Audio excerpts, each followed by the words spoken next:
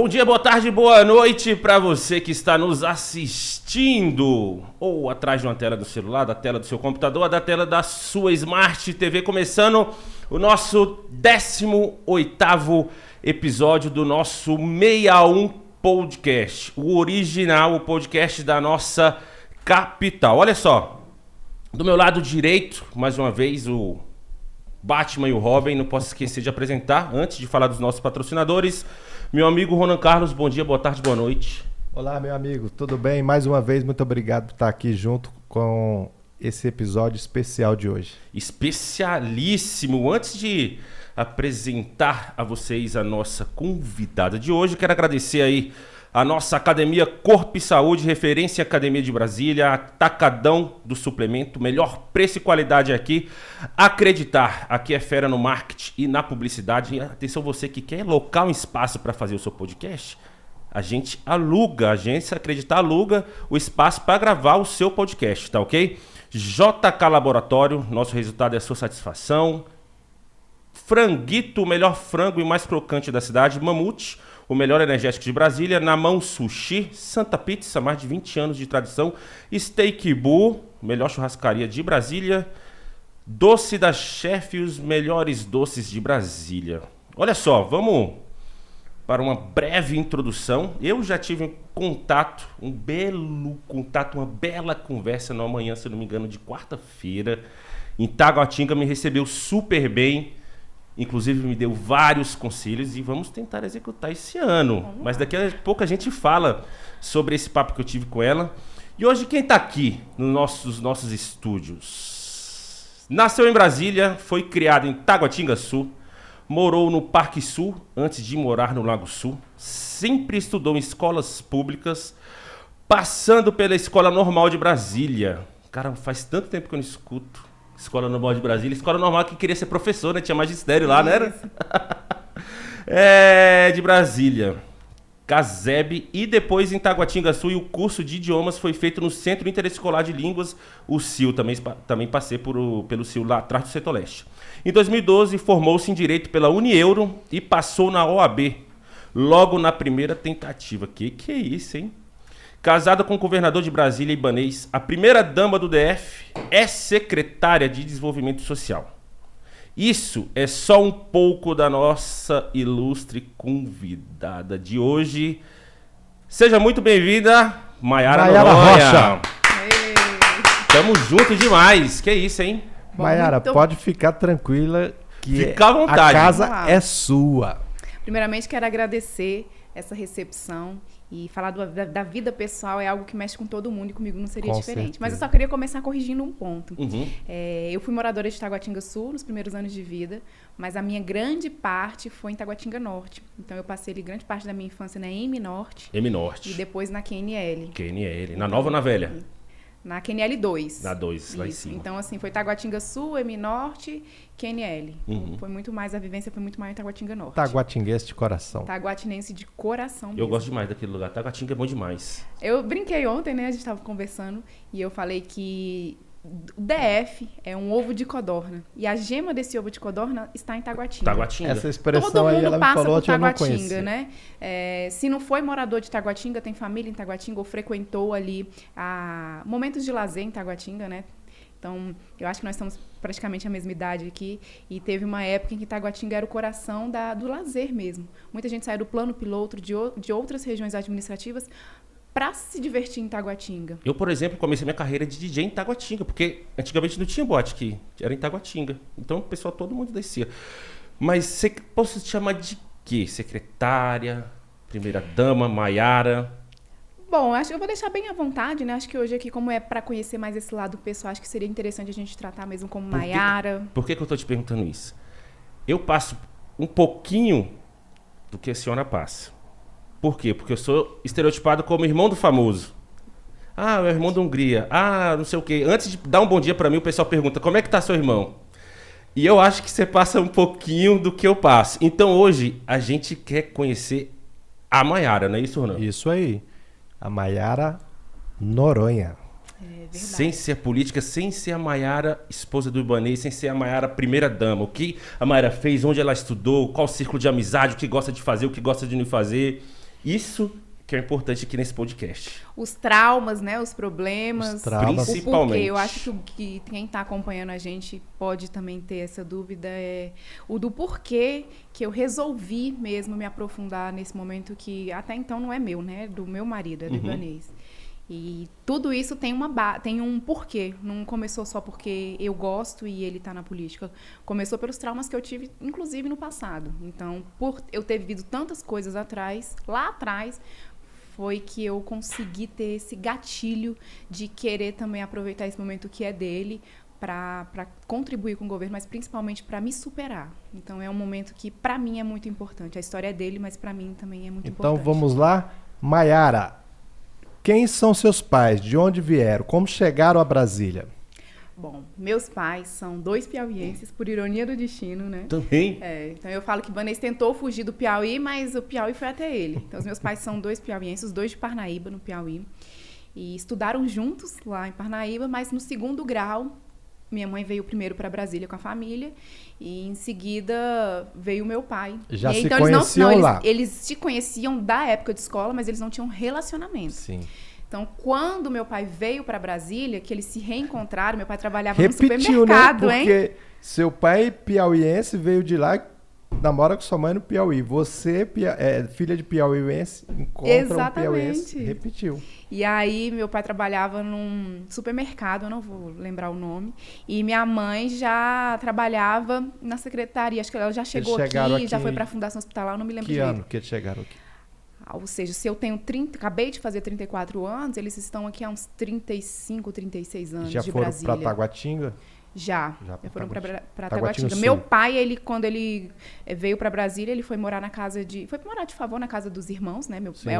As 2 famílias são famílias grandes. A família do meu pai são ali 8 irmãos, a família da minha mãe 9 irmãos. Então, quando meu pai veio, ele foi morar na casa de um irmão, até conseguir arrumar o seu primeiro emprego. Ele já dormiu. Eu falo isso com muito orgulho. Meu pai, ele pegava papelão para poder dormir na primeira empresa que ele trabalhou, até ele conseguir ter o primeiro salário dele e conseguir ter a vida independente dele. E nesse meio caminho, minha mãe já era de uma família que já era estabilizada, minha mãe nunca passou dificuldade na vida, e minha mãe ajudou muito meu pai na época, tanto que o meu pai foi morar na casa da minha avó nos primeiros meses de casamento deles. E aí formaram a família, logo em seguida veio eu, né? Eu nasci no hospital que o meu filho também nasceu, então no Santa Luzia. Que bacana. Então a escolha do hospital para mim também foi uma escolha muito especial. Você é a primeira filha? Eu sou a única filha de pai e mãe. Meus pais hoje são divorciados. Eles divorciaram quando eu tinha 19 anos de idade. Então, assim, eu não tenho irmão nem de parte de pai nem de mãe, sou eu mesmo. E aí, nasci no Santa Luzia, meus pais moravam já em Taguatinga Sul, no prédio que fica ali logo próximo do Alameda, era ali naquelas redondezas. CSB 2, 3. Por ali. E aí eu fiquei lá até os 2 anos de idade. Dos 2 anos de idade, meu pai ganhou uma casa, né? Ganhou não, né? Participava daqueles programas habitacionais, que teve a casa que chamava... Como é que eu vou lembrar? A X da Norte, era X exatamente. Na Norte. Meu pai queria muito ir para lá, era casa própria, o sonho de um nordestino que vem para Brasília. E minha mãe já tinha aquela vaidade. Não, eu não quero morar lá na Norte, eu quero continuar morando aqui, em Taguatinga Sul, nesse prédio. Do lado do shopping. Do lado do shopping, tudo. E meu pai, para convencer a minha mãe a ir para uma casa própria, não foi tão fácil, né? Minha mãe era difícil. Enfim, fomos para a Norte, começamos a nossa vida lá na Norte, com uma casa X, com muita dificuldade. Mas eu nunca passei necessidade. Então, meus pais, logo nessa época, meu pai entrou na Cobal, depois ele foi para a Conab, então ele se aposentou já sendo do governo federal, tem uma vida estável. Minha mãe também hoje é aposentada da Secretaria de Saúde, então foi servidora efetiva e aposentada. Sua mãe era da área de saúde, enfermeira? Minha mãe é técnica administrativa da área de saúde. E aí minha vida começou ali. Minha referência, então, era tentar ser igual aos meus pais. Sim. Meu pai tinha um sonho de me fazer prosperar na vida, então o sonho do meu pai era o tradicional, né? Ou que minha filha se tornasse médica ou que minha filha se tornasse advogada. E durante a fase escolar eu já quis ser psicóloga. Servidora pública, eu já quis não? já quis ser veterinária. Meu sonho era ser veterinária. E eu só fui decidir exatamente o curso que eu ia fazer no último instante do ensino médio, quando eu fui realmente prestar o vestibular. E a cobrança do meu pai era passar num concurso. Como é que foi a sua infância? Você teve babá? Não, eu fui criança de creche. Seus pais trabalhavam, como é que você ficava? Eu fui criança de creche. Na creche lá na M Norte? Na M Norte mesmo. A creche não era pública, era creche particular. Era uma casa, né? Aquelas creches. É aquelas creches que a gente conhece tradicionais mesmo, assim. É uma senhora que abria a porta de casa para receber outras crianças. Isso. E aí essa era a creche que eu cresci. Meus pais não tinham como ficar comigo. Você deu muito trabalho lá na creche, Maiara? Ah, eu acredito que não. Eu acredito que eu sempre fui... Você era boazinha? Eu acho que eu sempre fui boazinha, assim. E aí meus pais me deixavam lá, só voltavam lá de manhã cedo, só voltavam tarde da noite para me pegar na creche e me levar para casa. E assim foi durante muitos anos. Até que eu, acho que, salvo engano, ali com uns 8 anos, minha mãe já pagava uma empregada dentro de casa e ela também me levava para a escola, esperava na escola até o horário acabar para a gente pegar o ônibus. Já era na escola normal. Por que foi escolhida a escola normal? Porque os meus pais, servidores públicos, trabalhavam no plano piloto. Então, não tinha condições de me deixar estudando perto de casa, porque se acontecesse alguma coisa, não teria quem socorresse. A escola normal é lá na W3 Sul, lá pra cima, né? Ela não existe mais. Ela é ali do lado do Elefante Branco. Isso, exatamente. Do Elefante Branco. Então, eu tinha que estudar perto do local de trabalhos dele, já perto pensando do Caseb nisso. ali e tal. Isso. E aí, eles me colocaram na escola normal. Então, ela já me deixava na escola e me buscava no horário que acabava ali, até um determinado tempo. Plano. Ela vinha comigo de manhã cedo, aquele busão lá, o 324, que saía da M Norte. Vale Estudantil. Vale Estudantil, e isso foi mais ou menos até uns 10 anos. Com 10 anos, o mundo já mudou, né? Na minha época, quando eu tinha 10 anos de idade, a gente ainda tinha segurança de andar de ônibus criança sozinha. Então, eu passei a andar de ônibus sozinha já desde os 10 anos. Então, eu saía de casa, 6h15 da manhã que o ônibus passava, e descia na parada já sozinha, com todas aquelas crianças, né? Esse trânsito ali de quem desce na Asa Sul, para ir para a escola normal, ou para ir para o Elefante Branco, ou para ir para o Caseb, é um horário que tem muitas crianças. E eu fazia esse percurso indo e voltando. Descia na parada, parava no quiosque, comprava uma bala, um salgado e subia. Aí você já era para voltar para casa, para aguentar a fome de meio-dia. Então, meus pais procuravam sempre me ocupar depois dos 10 anos de idade, para eu ficar o máximo possível aqui no plano piloto. E como então, você compreendia isso, Maiara? São os seus pais longe, né? Você sendo criada sozinha ali, a empregada mais próxima, te levando ali na escola o dia todo. Como é que você compreendia o mundo daquela forma? Eu confesso a vocês que eu nunca me senti traumatizada, nem na época e nem agora. Eu encarava isso de uma forma muito positiva. Não é Nutella, gostava, não, cara. Ela não é Nutella, não. Eu gostava, inclusive, de ter aqueles amigos que passavam o dia inteiro juntos. Então, por muitos anos eu fiz o seguinte, aí da escola normal eu já fui pro Caseb, né? E do Caseb eu já me matriculei no CIL, fazia francês e inglês, então praticamente ficava o dia inteiro. No Elefante Branco, bem ali no Elefante Branco. Então, a gente já saía do Caseb andando mesmo, subia, lanchava, almoçava ali naquela parte de baixo, para quem conheceu o CIL ali no Elefante Branco. Cara, você lembra daquele enroladinho de queijo e presunto? Perfeito, o melhor da cidade. Nossa, até hoje. O de presunto e queijo é o melhor da cidade. Era gigante, esse era recheadão. Nossa. A gente almoçava exatamente, aquilo, né? Encostado na pilastra, sentado no chão. Nossa, era bom demais aquele enroladinho. Eu saí do Caseb para comprar enroladinho lá. É, perfeito. Nossa. E aí eu ficava ali o dia inteiro, né? 2 vezes na semana eu fazia francês, 2 vezes na semana eu fazia inglês. Tinha dias da semana que eu fazia natação na... CF. O CF eu frequentei porque eles tinham parceria com a escola, com o Caseb. Então, a educação física, por um tempo, a gente fez lá. Mas natação eu fazia ali na SEB, que tinha ali na Asa Sul, era bem pertinho também. Tinha uma SEB ali, que tinha uma área... a gente podia pagar para ter aula de reforço. Fechou. Academia World Gym, o Carlão abriu uma World Gym lá. Lá eu fazia natação, lá eu fazia aula de reforço. Isso. Então eu fui uma criança muito ocupada. Fazia aula de teclado no Venâncio 2000. Então meus pais procuravam me ocupar. Eu não fiquei solta, assim, não. E meu sonho era estudar em Taguatinga, porque eu queria ser independente. Porque no plano piloto, além de eu estar muito ocupada, eu tinha os meus pais me vigiando. E eu queria chegar numa fase que eu era independente, que eu ia para a escola sozinha, que eu ia fazer meu horário, e aí, bati o pé. Pai, eu quero estudar em Taguatinga, pai, eu quero ir para o CEMAB. E pro meu pai foi muito difícil, ele não queria que eu saísse daqui do plano piloto, para ficar abaixo dos olhos dele, né? Mas eu consegui convencer. Mas como que não convence? Filha única, mulher, o pai se derrete.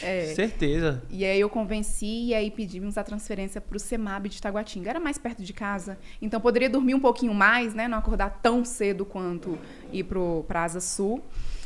E fiz o 2º grau. Então, a época que eu mudei a fase escolar para Taguatinga já foi no 2º grau. Eu fiz todo o 2º grau no CEMAB de E Taguatinga. você achou melhor estudar em Taguatinga do que... Depois eu me arrependi. Sabia. Pelas amizades, Sim. né? Eu não consegui ter um elo tão forte de amizades no CEMAB quanto o elo que eu tive de uma vida inteira na Asa Sul. Então foi muito difícil. E nessa fase do segundo grau, a gente se cobra muito. Meu pai sempre foi um pai que me pressionou demais. Então, pela bagagem dele de vida, né, como eu contei aqui, ele exigia de mim, vou dizer uma palavra bem popular, ele jogava muito na minha cara a necessidade de eu passar num concurso e ser independente. Então, ele falava disso em relação a relacionamentos amorosos. Eu nunca vou esquecer as falas que eram constantes. Coisa de pai e mãe que repete a vida inteira a mesma frase. Falava assim, Mayara, você tem que passar num concurso público, principalmente para o seu relacionamento, porque se algum homem quisesse crescer para cima de você ou jogar na sua cara isso ou aquilo, você pega e manda ele embora do seu apartamento, porque você é dona da sua própria vida. Uma salva de palmas aí pro pai da Mayara. Muito bom. Tá certíssimo. Como é o nome do seu pai? Mário. Senhor Mário, parabéns. O senhor tá certíssimo, senhor Mário. Tá anotado na caderneta do Leandro, viu? Sim. E você sabe por que o nome é Mayara? Quando a filha vier, já bota a educação do seu Mário. Pois é, mas ele não conseguia ver hoje, naquela época, ele não conseguia ver uma mulher independente se não fosse através do serviço público. Por mais que ele quisesse que eu fizesse medicina ou direito, ele queria que eu ainda assim fosse para o serviço público. Prestasse concurso. É como se não existisse outra possibilidade da mulher ser independente. A visão de muitos servidores públicos são essa. Eles acham que a única opção que tem é de os filhos ser servidor público também. Exatamente. Agora eu vou voltar para uma curiosidade aqui. Você sabe por que meu nome é Mayara? Nordestino, vamos lá, né? O nome do meu pai, Mário. E o nome da minha mãe, Yara. Mayara. Pior que rola muito isso. No Nordeste acontece muito, né? Ainda bem que deu certo, ficou um nome bonito. Ficou. Não, a junção. Eu gosto, Mayara é um nome bonito. E então, aí fui fazer direito. Meu pai, muito rígido. Na época que eu saí do segundo grau, ele queria que eu passasse na UNB.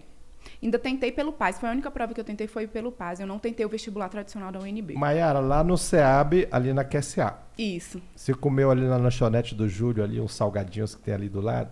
Comi. A vida inteira eu comi ali na lanchonete do Júlio ali. Meu pai tinha uma agência de carro ali, Sim. naquela rua do Bradesco ali, do SEAB. E ali tem um salgadinho maravilhoso. O dia que eu tô fora da dieta, eu almocei muito naquele restaurante que tem ali perto também, bem ali na... Era o Barrigão, alguma coisa assim, né? Um restaurante que tem super popular ali.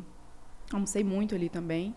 Tirei muita xerox ali, naquela redondeza também, naquelas xerox que existiam. Ela estudou ali. Já no CEMAB. Quando eu estudei lá era SEAB, que depois virou CEMAB. Exatamente. Mas aquele colégio é maravilhoso, né? Localização ali no centro. Professores muito bons. É uma comunidade em que os pais participam ali da vida escolar.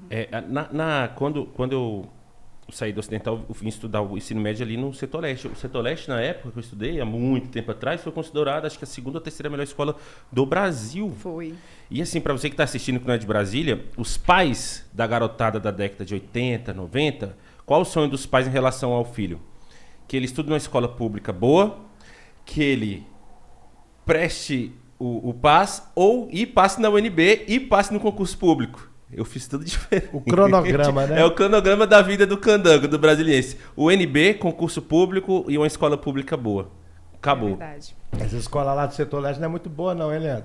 Oi? Essa escola acho que não é muito boa não. Setor Leste? Cara, era boa demais, era perfeito.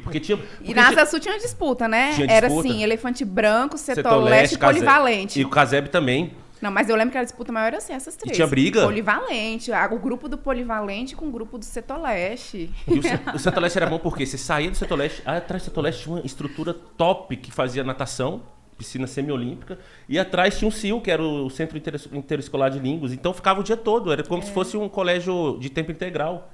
Hoje eu não sei como é que tá, porque eu tô fora, tô velho já, né? Mas tem muito tempo isso. Então, aí na época da escola normal, meus pais tinham esse pensamento de colocar numa escola pública, mas uma escola muito boa. Então, eles pesquisavam muito. Para eu conseguir a minha vaga na escola normal, teve que dormir na fila. E não foi o meu pai, na época meu pai pagou pro meu tio dormir na fila. E meu tio passou uma madrugada inteira para conseguir pegar a senha, na época, né? Para conseguir fazer a matrícula na escola normal. Hoje, e foi assim que eu entrei. Hoje vocês têm 156. Naquela época a gente tinha que dormir na fila. Era na fila. Era isso mesmo. Meu Deus do céu. Bom, aí... CEMAB. Fiz ali meu grupo de amigos. Eu sempre fui uma aluna das cadeiras da frente. Então, assim, eu sempre fui muito esforçada nesse ponto. E eu acredito que isso se deve muito também à cobrança dos meus pais. Meu pai, ele não perdoaria uma nota baixa. Então, eu tinha pânico de pensar em tirar uma nota baixa. Qual era a sua média? 7 pra cima? Não, a minha média era 8. 8. Era a média Quando mesmo, fala assim. pânico assim, nunca apanhou. Você já apanhou? Muito. Tem Você cara que apanhou? apanhou. Filho de piauiense, como é que não apanha? Não Eu tem como apanhei não. muito. Mas ela tem cara de boazinha. Minha mãe sempre foi a do doce, de acolher. Minha mãe nunca nem gritou comigo, assim. Mas o meu pai, não. Meu pai olhou, não resolveu. Peia. Era chinelo, era cinto. E eu reconheço que eu vivi, eu cresci nessa parte, eu tinha pânico. Mangueira de Mas hoje eu não sou chuveiro. traumatizada. Assim, isso é tão complicado de falar, porque a violência, ela não resolve. Obviamente, a criação dele foi desse jeito. Então, ele meio que repercutiu em mim o que ele Mas isso fez alguma vivenciou. diferença na sua vida? Não, Causou na algum minha trauma, vida não, mal? mas a gente vem, cada vez mais eu venho observando as crianças e as nossas crianças, os nossos jovens são pessoas traumatizadas. Então, cada vez mais é difícil hoje educar um filho. Hoje eu olho para o meu filho, tem hora que me dá vontade de ser o meu pai. E aí eu sei exatamente que aquilo foi tudo errado. Então, eu não vou fazer isso com meu filho. E aí, esse meio caminho é muito complicado. Então, eu consigo hoje, tudo que eu faço na minha vida, tudo, no lado profissional, no lado pessoal, no lado amoroso, eu sempre olho para o meu passado. Né? Então, quando se fala de educação de filhos, eu olho como a forma como meus pais me criaram. O que eu gostei aqui, o que eu acho que foi interessante, o que eu não gostei, o que eu acho que foi super errado. Eu tento filtrar. Isso é muito bacana, é uma coisa que eu faço muito. Geralmente eu conheço uma pessoa, eu pego o que ela tem de bom, guardo, melhoro, o que ela tem de ruim, eu coloco num canto e pego aquilo como exemplo de como não fazer. Exatamente. Então isso é muito bacana. Você pegou. Seus pais foram rígidos com vocês. Muito. Olha onde hoje você está. É. Né? Você chegou aonde você chegou, pela rigidez deles. A gente tem muitos amigos lá da nossa época, né? Suas colegas de escola mesmo, onde estão hoje. Aí ele falava, meu pai também falava muito isso na época, ele queria me comparar muito aos amigos. Então, você trate de estudar, porque daqui a alguns anos, enquanto você está pensando em sair agora, se divertir agora, daqui a alguns anos seus amigos vão estar lá no bom e no melhor, e você vai estar aí se arrependendo, eu não estudei, eu não fiz. Então, ele fazia tanta pressão psicológica que eu procurava meio que seguir todas as orientações dele. Não porque eu olhava e falava, poxa, que legal. Não, mas porque eu tinha medo mesmo. Medo de me traumatizar, medo de não conseguir atingir o que meu pai falava que seria certo. Então, por muitos anos da minha vida, eu me moldei ao que os meus pais gostariam de mim. E depois passou. É uma geração que hoje a gente não tem, né? Porque você falou sobre essa geração atual. Por exemplo, eu apanhei pra caramba demais da minha mãe e do meu pai. Apanhou pouco. Apanhei pouco. A senhora devia ter batido mais. Hoje eu agradeço as surras que eu tomei. Aí, beleza, outra geração. Por exemplo, quando eu fui no shopping, vi um moleque lá de 4, 5 anos, velho, batendo o pé no chão. Eu não gostei desse shopping. Meu irmão, se fosse eu, falei, foi quando a Patrícia me perguntou ali. Você já tem filho, Leandro? Tem uma sobrinha que é minha filha. Mas você tem filho, filho? Pois é, eu era essa pessoa que te julgava. Cara, mas assim, eu fiquei, porque assim, cara, não é possível. Se fosse na minha época, minha mãe olhava pra mim assim, ó. Era. E eu Só olhava. Só que não tô defendendo a violência, tá? Tô defendendo a forma de educar, que tem uma palmadia. Eu falei, cara, se eu fizesse um negócio desse na minha vida, eu já tinha tomado um Primeiro beliscão. que criança não compartilhava do mesmo ambiente de adulto. Pelo menos na minha época, quando chegava adulto, ia conversar, meu pai só olhava e a gente já vazia. Hoje o menino tá batendo boca com o convidado na sua casa, metendo o dedo, chutando, puxando a cortina. Pode ser que eu não tenha filho também, pode ser isso então, também. eu já fui muito dessa de julgar no passado, de olhar e falar exatamente isso. Aí vai que pagar a língua depois, né? Eu jamais aceitaria um filho meu fazendo isso. No E hoje cinema. eu estou vivendo exatamente isso. Pagou a então, língua. exatamente quando eu me vejo nessa situação, o parar para educar, isso é tão sério da gente falar, porque muita gente, quando a gente vai falar de pessoas em situação de vulnerabilidade, onde a gente vê pessoas tendo mais filhos, né? Muitas dessas jovens não sabem qual é o desafio que tem à frente. Muitas dessas jovens, elas olham naquele primeiro momento ali, na fase da adolescência, a oportunidade de estar para sempre com aquele parceiro. Todos nós tivemos o nosso amor, nossos primeiros amores, em que a gente achava que ia morrer, né? Quem nunca achou que ia morrer porque não tinha nem acontecido ainda de aprofundamento de relacionamento. Às vezes era só aquele relacionamento na cabeça da gente mesmo.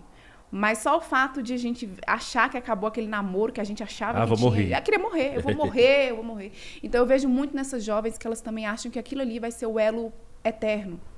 E não sabe o que é ter um filho, não sabe quais são as responsabilidades de colocar uma criança no mundo. A educação acho que é a missão mais difícil hoje, e eu vou falar que é da mulher, por mais que existam pais aí que são mães e pais, né, que tem homens hoje em dia que participam de uma forma de dar orgulho mesmo, mas a grande maioria, o filho, ele sempre vai ser responsabilidade superior da mãe.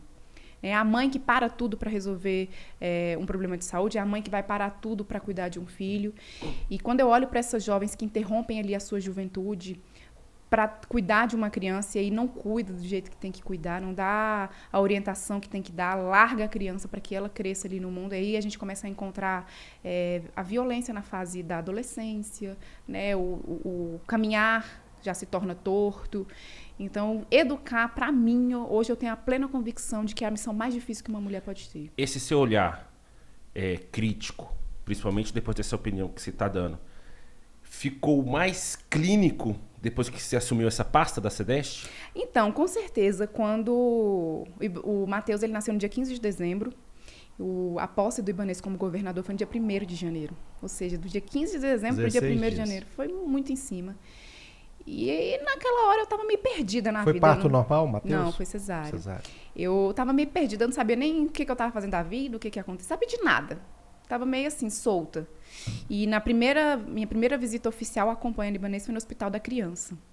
Então, assim, meu bebê tinha ali 1 mês e pouco. E eu estava acompanhando o Ibanez no hospital. Quando eu entrei naquele hospital, e o Hospital da Criança é referência. Ele não é um mero hospital público. Não, se você entra no hospital, você já se sente num lugar bem acolhido mesmo. O da criança é o L2 ali? Que fica ali atrás do... Ali para trás do Buriti, lá para trás. Ah, não, ali. Da L2 é o HMIB. HMIB. Então, quando eu entrei naquele hospital, eu vi mães com aparência abatida, crianças aguardando atendimento. Eu olhei naquele momento e falei assim, eu tento achar um motivo, né? Eu olhei e falei, meu Deus, será que eu vou ser quem aqui? Eu vou só acompanhar a Ibanez igual eu estou aqui naquele momento, né? Ou eu vou poder ajudar de alguma forma? E eu só pensava no meu filho. Então, quando eu comecei a ver aquela situação, eu falei, eu vou ter que fazer alguma coisa para ajudar. Então, a princípio, eu achei que eu ia trabalhar com a pauta só da criança e de mulheres que sofrem violência doméstica. E as coisas foram acontecendo de uma forma que eu fui indo para outras áreas. Eu já tinha recebido uma profecia muito antes do poder mesmo, poder público, falando que eu cuidaria, uma passagem bíblica que fala para cuidar de órfãos, viúvas, enfim, que falava mais ou menos isso, assim, que eu teria uma missão para cuidar de órfãos, viúvas e pessoas em situação de vulnerabilidade, né? Então, aí quando eu lembrei dessa passagem, eu falei, eu vou fazer tudo. Então, ali enquanto primeira-dama, eu tive que brigar, e eu vou falar isso com muita convicção, eu tive que brigar ali para ter minha salinha no Palácio do Buriti, né? A princípio não era... Você abriu mão do salário? Não, primeira-dama não tem salário. Primeira-dama, ela é uma atuação voluntária. Ela faz se ela quiser. O Ibanez abriu mão do salário, né? Mas assim... A religião que Deus, o nosso Pai, aceita como pura e imaculada é esta: cuidar dos órfãos e das viúvas e suas dificuldades, e não se deixar corromper pelo mundo. Tiago 1:27. Exatamente. Então, isso eu recebi há anos e anos atrás. E aí eu lembrei muito dessa história. E comecei a atuar. Assistência social. Então, assim, eu tive que me impor muito ali dentro do governo para conseguir ser respeitada, até enquanto primeira-dama, para conseguir a minha salinha. Até o Ibanez mesmo. Ele olhava e falava assim, mas o que você quer fazer aqui? Você tem um bebê. Vai fazer as ações sociais, mas cuida do nosso filho. E eu falava, mas as pessoas já estão me procurando, as pessoas querem que eu receba e eu não tenho lugar para receber. E foi assim, eu tive que resistir, consegui lá a minha salinha pequenininha no Palácio do Buriti, e que é uma sala de grandes realizações. Lá a gente atende a comunidade, lá a gente trata de pautas de interesse social, que é hoje a grande sensibilidade de um Estado, né? Meses depois, acho, não sei se 1 ano, não me lembro direito, bem na pandemia, acho que um ano e pouco depois, surgiu a oportunidade de ir para assistência social. Foi um dia à noite, não vou lembrar qual foi o dia da semana, e estávamos lá em casa, estava tendo muito problema na assistência social aqui do DF, e era pandemia, então imagina. O cenário mundial estava falando de assistência social e estava dando tudo errado. E Ibanez, numa ligação, eu estava na ponta da mesa, ele estava aqui no meu lado direito, e tinha um chefe da Casa Civil de frente. E eles discutindo, aí ele olhou pro lado e falou, então coloca a Maiara, eu vou colocar a Maiara. Na hora eu levei na brincadeira, porque eu jamais imaginei que ele fosse me colocar ali na assistência social. Aí você lembrou da profecia. Aí não, na hora eu só falei assim, eu vou, hein? Só que quando ele desligou o telefone, ele virou pro chefe da Casa Civil e falou assim, pode nomear. Aí eu olhei e falei, gente, você tá Gustavo. falando sério? Não, na época era o Valdetário. Valdetário. Falei, você tá falando sério? Ele falou, tô. Aí ele olhou pra mim e falou assim, só não quero que você me decepcione. Aí eu falei, na hora que ele falou essa frase, até então eu tava meio assim, eu vou. Na hora que ele falou isso, deu aquele peso nas costas, que eu falei, meu Deus, o que que eu tô fazendo? E aí já foi pro Extra, né, publicação do Extra, e quando publicou no Extra, os jornalistas já começaram. Ligação. Quando meu telefone não parava de tocar, eu comecei a falar, será que eu tô ficando doida? Porque quando você assume uma secretaria, quando você assume o executivo, já se leva ao conhecimento de que é uma profissão perigosa de assumir. Você puxa toda a responsabilidade para si, você tem um poder da caneta. Então, uma assinatura errada pode acabar com a vida de quem você está ali para assistir, mas pode acabar com a sua própria vida. E vai estar na história, pro resto da vida. Pro resto da vida. Fora isso, a vírgula que você tem que tomar cuidado com tudo que você faz. E aí, naquele cenário, esposa do governador, então eu era o foco de pedrada. Minha vida começou a se tornar pública exatamente, não foi quando ele se tornou governador, foi quando eu assumi a secretaria. As pessoas quiseram muito saber quem por que vai assumir. É um absurdo esse tal de primeiro-damismo aqui na assistência social. Uma menina dessa vai assumir a secretaria? Será que esse governador não está tendo noção do que ele está fazendo? Eu acompanhei, tiveram até alguns ataques na Câmara Legislativa, tal, que eu também repudio totalmente infeliz a fala da pessoa.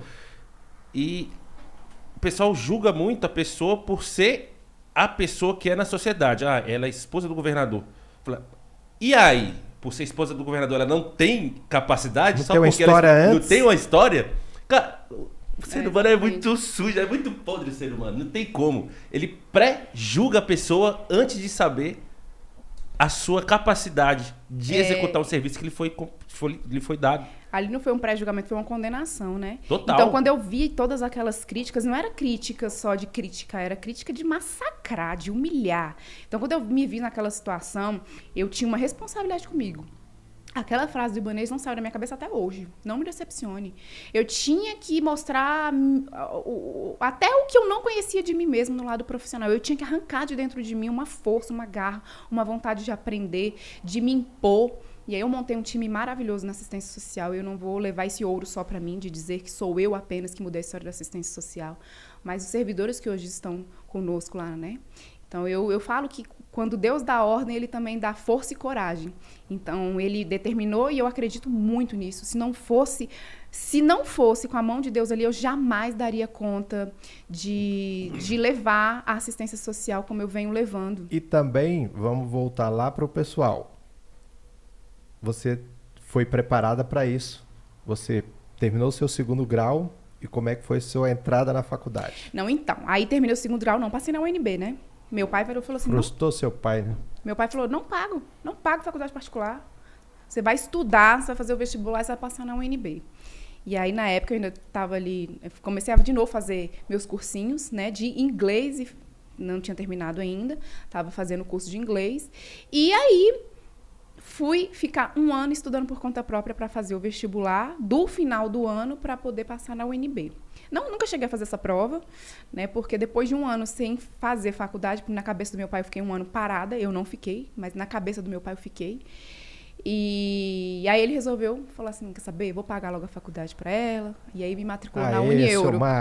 Você formou na Unieuro? Unieuro. Águas Claras. Águas Claras. De Águas Claras? De Águas Claras. Eu formei daqui, eu cheirava o cheiro todinho da KSB.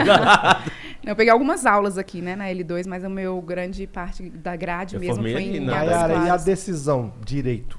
Né? Sua mãe é da área da saúde, seu pai era lá da Conab. Como é que você chegou no direito? Bom, o direito para mim foi uma saída para estudar para o concurso. Meu foco naquele momento era passar num concurso público. E o meu foco era Tribunal de Justiça ou Ministério Público. Então você fez a junção da graduação superior com a pretensão de um cargo público. Aí eu entrei. Quando eu já estava no 2º semestre, ou no 3º, não me lembro direito, eu tive um problema com o carnê do meu carro. Eu tinha um Celtinha preto, a minha Joaninha, que eu chamava de Joaninha, E eu pagava, minha mãe, né? Não era eu que pagava. Minha mãe pagava um absurdo na prestação. E eu, estudante de direito, queria resolver. Na época tinha lá aquela revisão contratual. Falei, vou já começar daqui. Peguei minha professora na época era Introdução ao Direito Civil, e conversei com ela, mostrei o carnê. Ela falou, não, tá errado mesmo. O valor que você paga no Celtino, não, vamos fazer. Nunca fiz essa revisão contratual, mas eu cheguei a querer montar a petição, né, enchi o peito, que é um absurdo, ia ganhar aquele processo e tudo. Naquele momento foi onde eu virei a chave e falei, você quer saber? Eu não quero serviço público, eu quero ser advogada. Então, onde virei a chave para ir para a advocacia foi com o carnê do meu carro, meu Celtinha, meu primeiro carro. Foi ali.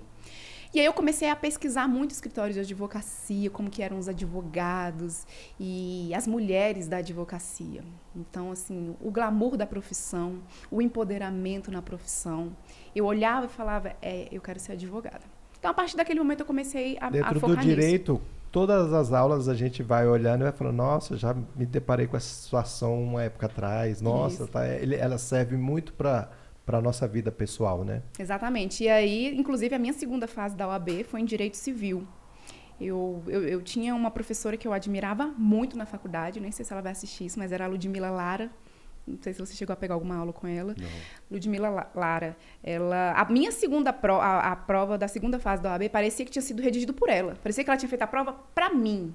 Foi tudo tão aquilo que eu tinha estudado, foi tudo tão coisas do meu cotidiano. Lembrou dela na hora? Não, eu fui muito bem na segunda fase, assim. E aí, Direito Civil foi a minha escolha, né? Num primeiro momento considerado, assim, loucura, porque é a maior matéria que tem para estudar no direito. Passei na OAB, antes de me formar, eu passei no 9º semestre. O curso de Direito são 10 semestres. Eu passei no 9º semestre, de boquinha calada. Fiz a prova sem falar nem para os meus pais. Simplesmente saí num domingo, fiz a primeira fase. Quando eu cheguei em casa, eu fui corrigir com aquelas professores que corrigiam online mesmo. Eu já tinha tirado, assim, acho que eram 80 questões, eu tinha tirado, tipo assim, 60 e tanto. Tipo, muito bem. Não tinha risco de sair o gabarito oficial e eu falar, não, passei. Porque eu não fui só metade, eu fui um pouco mais. Então, eu falei, meu Deus, eu passei na primeira fase. Deu aquela euforia, mas ao mesmo tempo eu falei, meu Deus, eu fiz para Direito Civil a segunda fase. Aí virei para minha mãe, né, e a gente morando já na QNL, no apartamento lá da QNL. Mãe, passei na primeira fase da OAB. Pra minha mãe, já tinha passado na ordem, né? Já tava tudo certo. Tava com a carteira na mão. Tava com a carteira na mão. Minha mãe, meu Deus, não sei o que, felicidade. Foi aquele momento que eu falei. Só falei pra ela e pro meu pai, pedi segredo. E ninguém mais sabia, nem minhas amigas. Nessa fase aí, eu já saía muito. Eu não era uma criança que ficava... Uma jovem, que já não é mais criança aí, né? Uma jovem que ficava dentro de casa. Eu tive, sim, a minha vida de ter amigos, de sair. Eu era muito responsável no estudar, eu me cobrava muito no estudo, mas eu tinha muito lazer. Então, eu conheço muita gente de Taguatinga, eu conheço muita gente do Plano Piloto. Eu fui uma jovem ativa.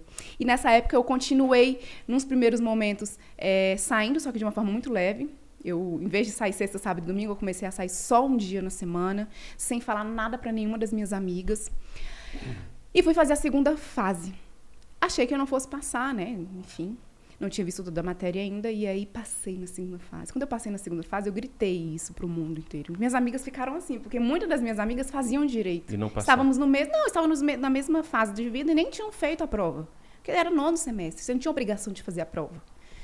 E aí elas ficaram meio assim, os amigos da faculdade também me olhando meio assim, uai, como assim, como assim?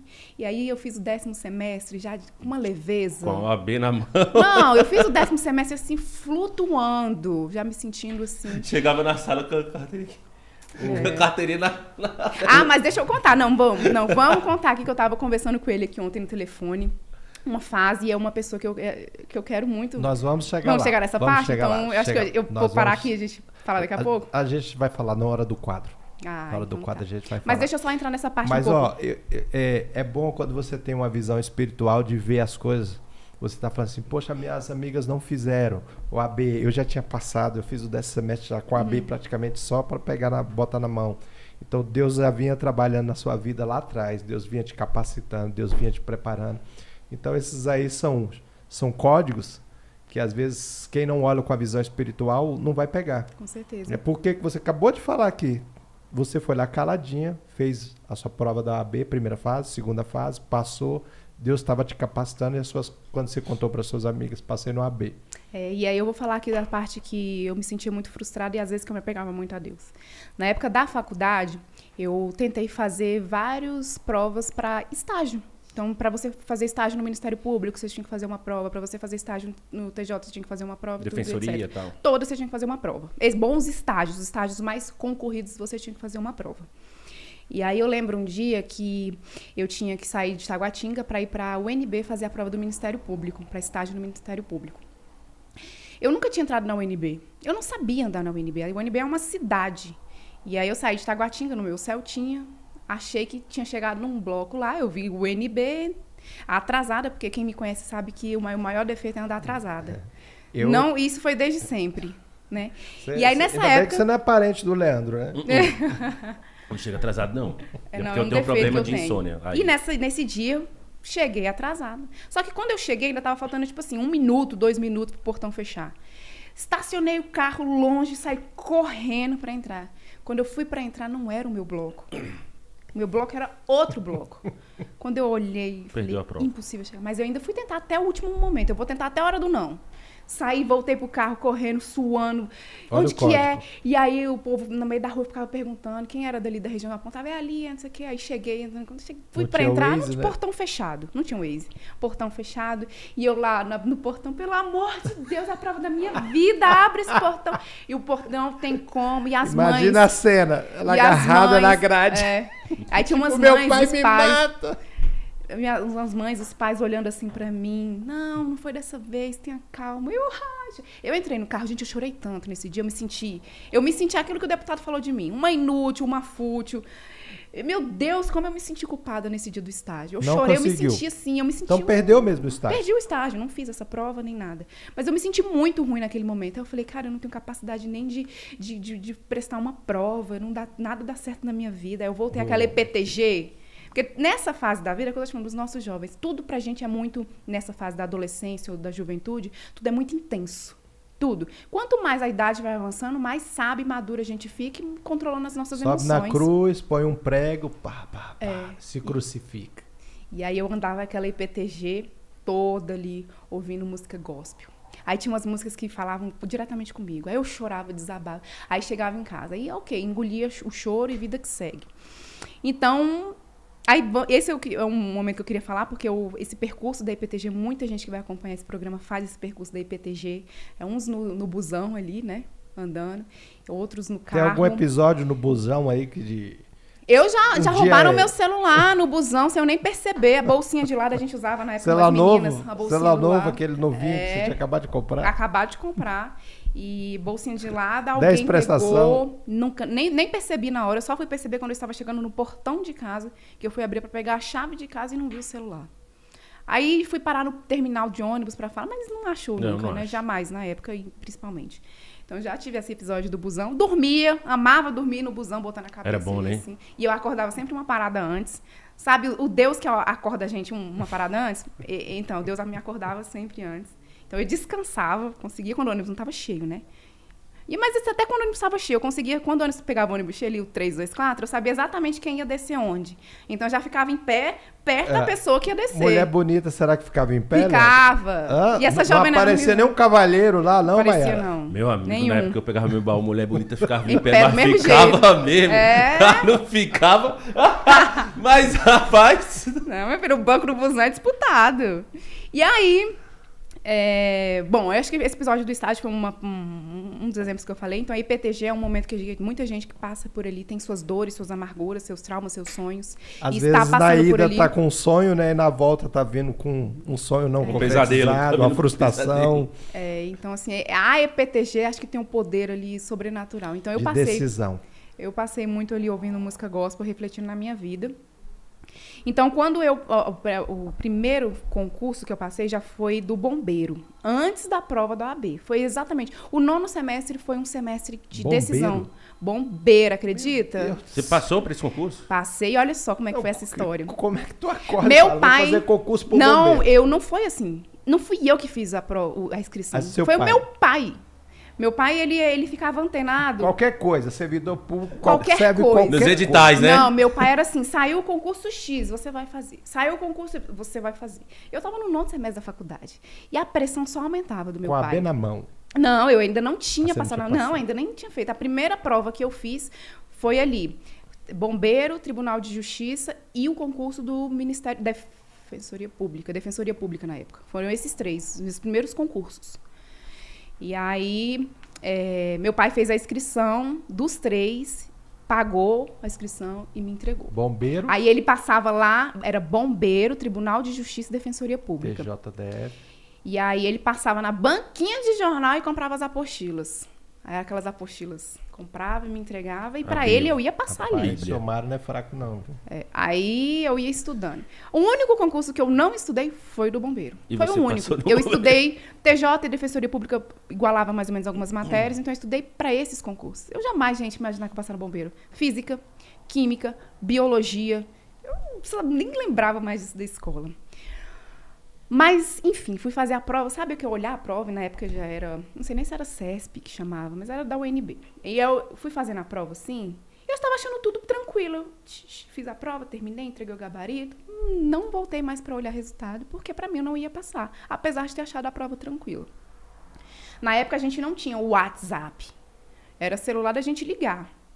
Um amigo meu, vizinho, na verdade, lá da M-Norte, me ligou, era horário de almoço.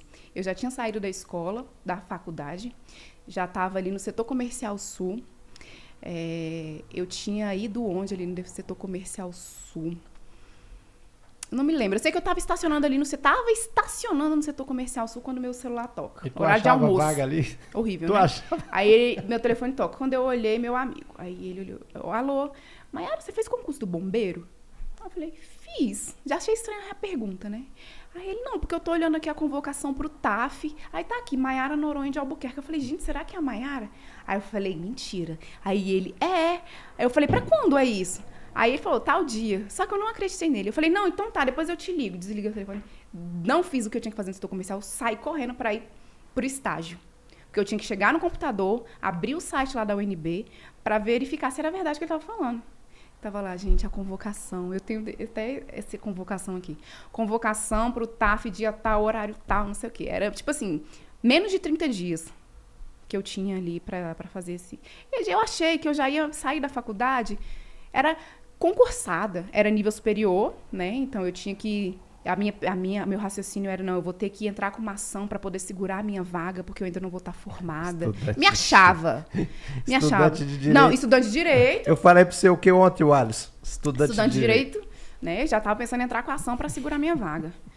Que é processar todo mundo. Aí liguei pro meu pai. Pai, passei no concurso do bombeiro. E meu pai, minha filha, parabéns, eu sabia. Meu primeiro concurso, eu passei. Gente, eu achei que eu era a inteligência em pessoa. Me achei naquele momento.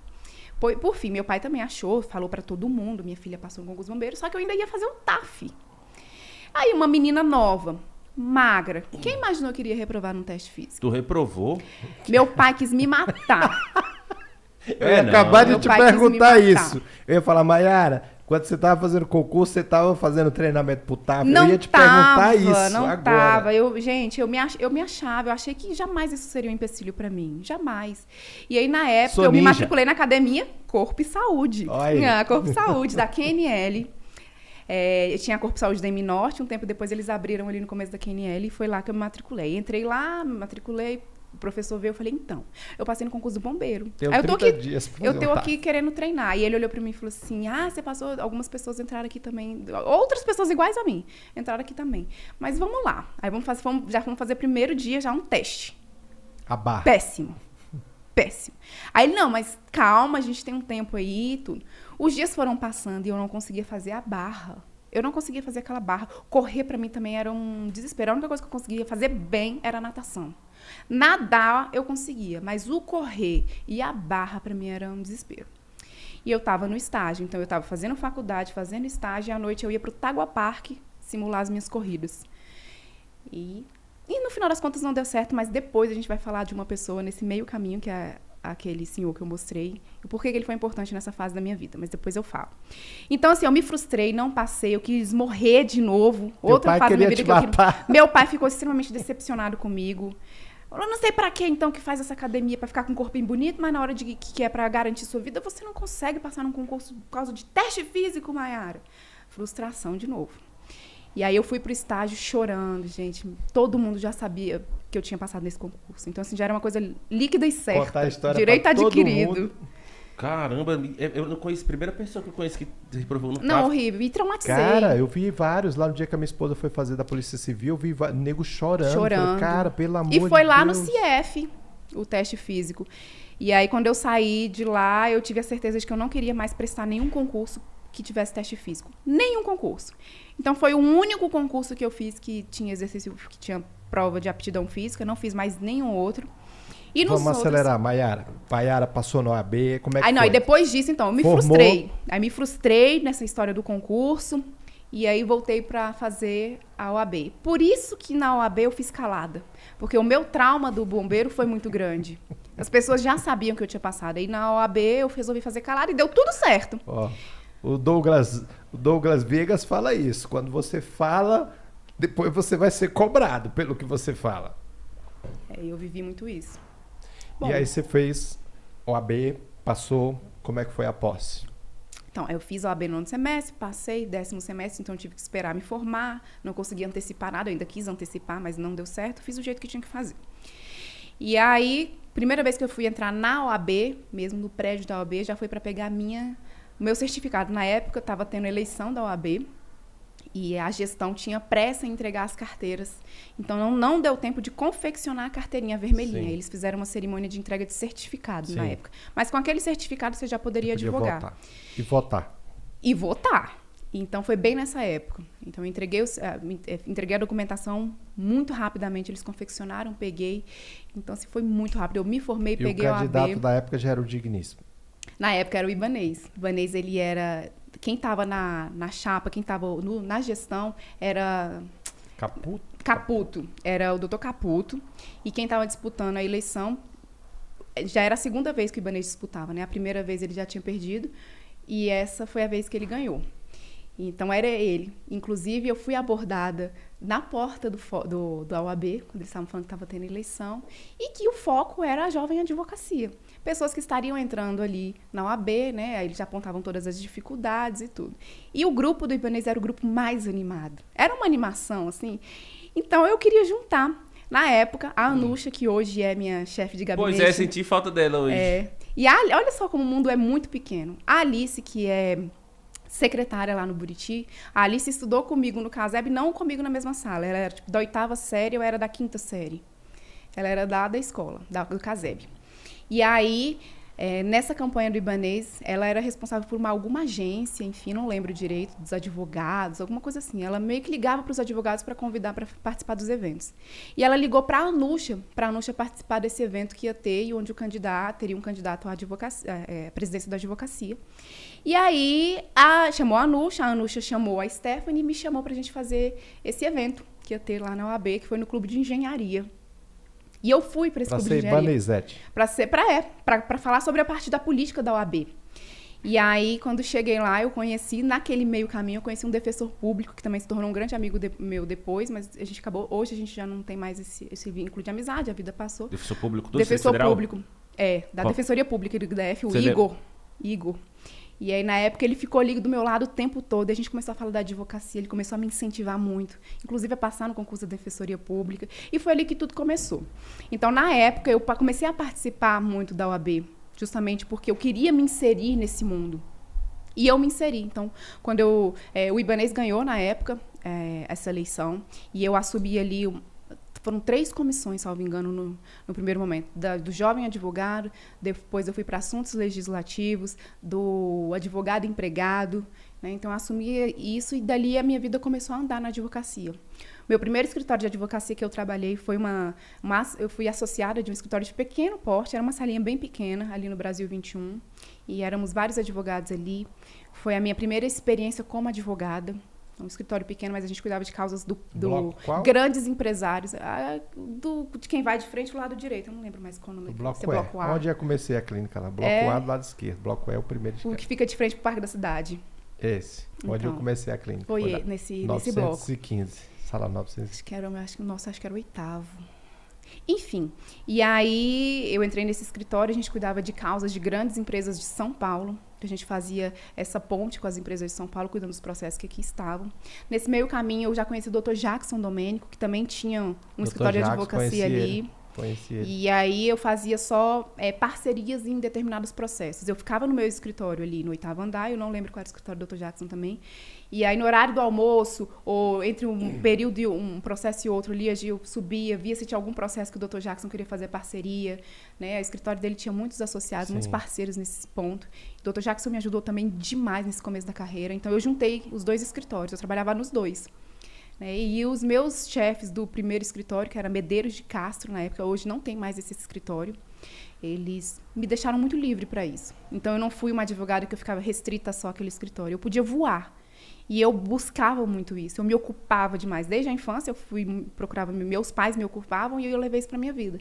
Então, eu trabalhava no escritório pequeno, trabalhava nesse escritório com a parceria, frequentava todas as comissões ali possíveis da OAB. Por mim, eu entraria em todas, eu queria participar de tudo. E aí, fui para o escritório libanês também. Passei no escritório libanês mais ou menos um ano. O escritório dele era onde, mãe? É ali no setor de autarquias federais, Continua próximo ali ao lá, STJ e Continua tudo. lá. Continua lá. Fiquei um ano lá. Eu fiquei um ano no escritório pequeno, junto com o Dr. Jackson Domênico lá, fazendo essa parceria. Lá no Edifício Esplanada, se eu não me engano, né? Edifício Esplanada. Exatamente. Fui para o escritório libanês, fiquei um ano também. E achei que tinha pegado uma boa bagagem para me dar condições de assumir minha própria... No direito civil. Minha vida. Não. E aí, no escritório libanês, por trabalhar muito com essa parte de sindicatos, a gente não tinha muito poder de escolha da matéria. A gente tinha que dar conta de todas as matérias. Se vira. Se vira e a gente se virava e foi um grande momento, assim. Eu consegui trabalhar com todo tipo de servidor público. Então, eu sofri muita... no começo, eu tive muita resistência dentro do sindicato da Polícia Civil, né, justamente porque os policiais, eles também tinham um certo preconceito com uma advogada jovem. Mas depois, assim, eu saí de lá levando uma clientela muito boa da Polícia Civil, foi muito bom. Então, assim, todas as frustrações ou preconceitos que eu sofria nunca me frearam. E na advocacia tem muito disso. Você está doutorada em preconceito. Então, assim, todo mundo tem um certo preconceito com o jovem, né? Jovem, mulher, na advocacia, a princípio, não sabe nada. Então, bonita. se surpreende. E bonita, né? Então, eu consegui fazer uma cartelinha de clientes e achei que conseguiria dominar o mundo. Abri o meu escritório, né, e assumi mesmo tudo sozinha. Eu abri o escritório sozinha. Eu não tinha sociedade. O que o seu Mário estava achando dessa história toda? Não, meu pai me deu super apoio. Aí então, para eu sair do escritório... Esqueceu de você ser servidora. Não, quando eu saí do escritório libanês, eu fui recorrer ao meu pai e à minha mãe. Eu falei, eu tô saindo do escritório. Minha mãe não queria que eu saísse, porque acaba que você tinha uma certa segurança. E eu tive que contar com a ajuda dos meus pais para montar meu escritório, né? Então, assim, eu iria entrar ali com a parte de pagar o aluguel, mas eu tinha que montar tudo dentro. Então, meus pais tiveram que me ajudar.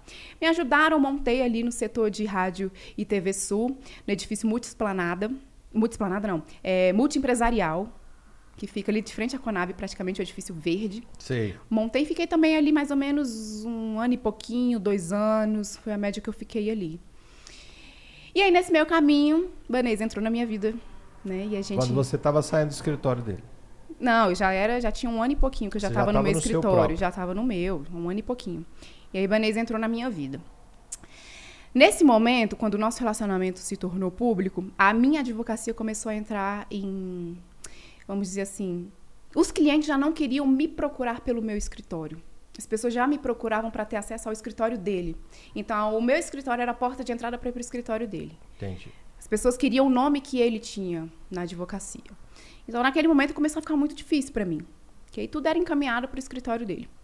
E aí, eu resolvi fechar a porta do escritório, mas sem desativar o escritório. Eu parei de ir com a frequência que eu estava indo, mas eu deixei o meu escritóriozinho lá. Eu pagava o aluguel todo mês... E fui parar no Ministério dos Direitos Humanos. Eu assumi a comissão interministerial que cuida da hanseníase do Brasil inteiro. Era uma equipe muito pequena, mas a gente cuidava do Brasil inteiro. Salvo engano, eram uns 6 servidores. Aí era remunerado? Sim, eu era chefe do setor, né? Trabalhei no Ministério dos Direitos Humanos e cuidava desse setor que cuidava dos hansenianos do Brasil inteiro. Bom, aí nesse meio caminho... Julho de 2018, com a campanha? Julho de 2018. Eu era do Ministério dos Direitos Humanos. Ibanez estava na Rússia, na Copa, com o filho dele do meio. Eu já estava grávida. Eu estava com 6 meses, mais ou menos, aí, de gravidez. tava lá. Foi programada a gravidez? Foi desejada, a gente tentou, não foi rápida não, mas foi super desejada. E o Ibanez chegava pra mim e falava assim, porque eu trabalhei muito a minha vida inteira, eu não tive condições de acompanhar a infância dos meus filhos como eu gostaria. Você tem compromisso, eu vou adiantar, vou te cortar, vou te adiantar. A gente vai começar com o nosso quadro agora e você vai poder falar isso aí um pouquinho dessa pessoa aí. Diretor, vamos lá. Curte ou esquece? Olha lá, Maiara. Eita, vamos Será lá. que ela vai curtir ou vai esquece? Primeiro, diretor. Uai, quem é esse cara aí? Hungria! Quem será, hein, Leandro? Olha só, esse moleque é bonito. O moleque é bonitão, velho. Olha.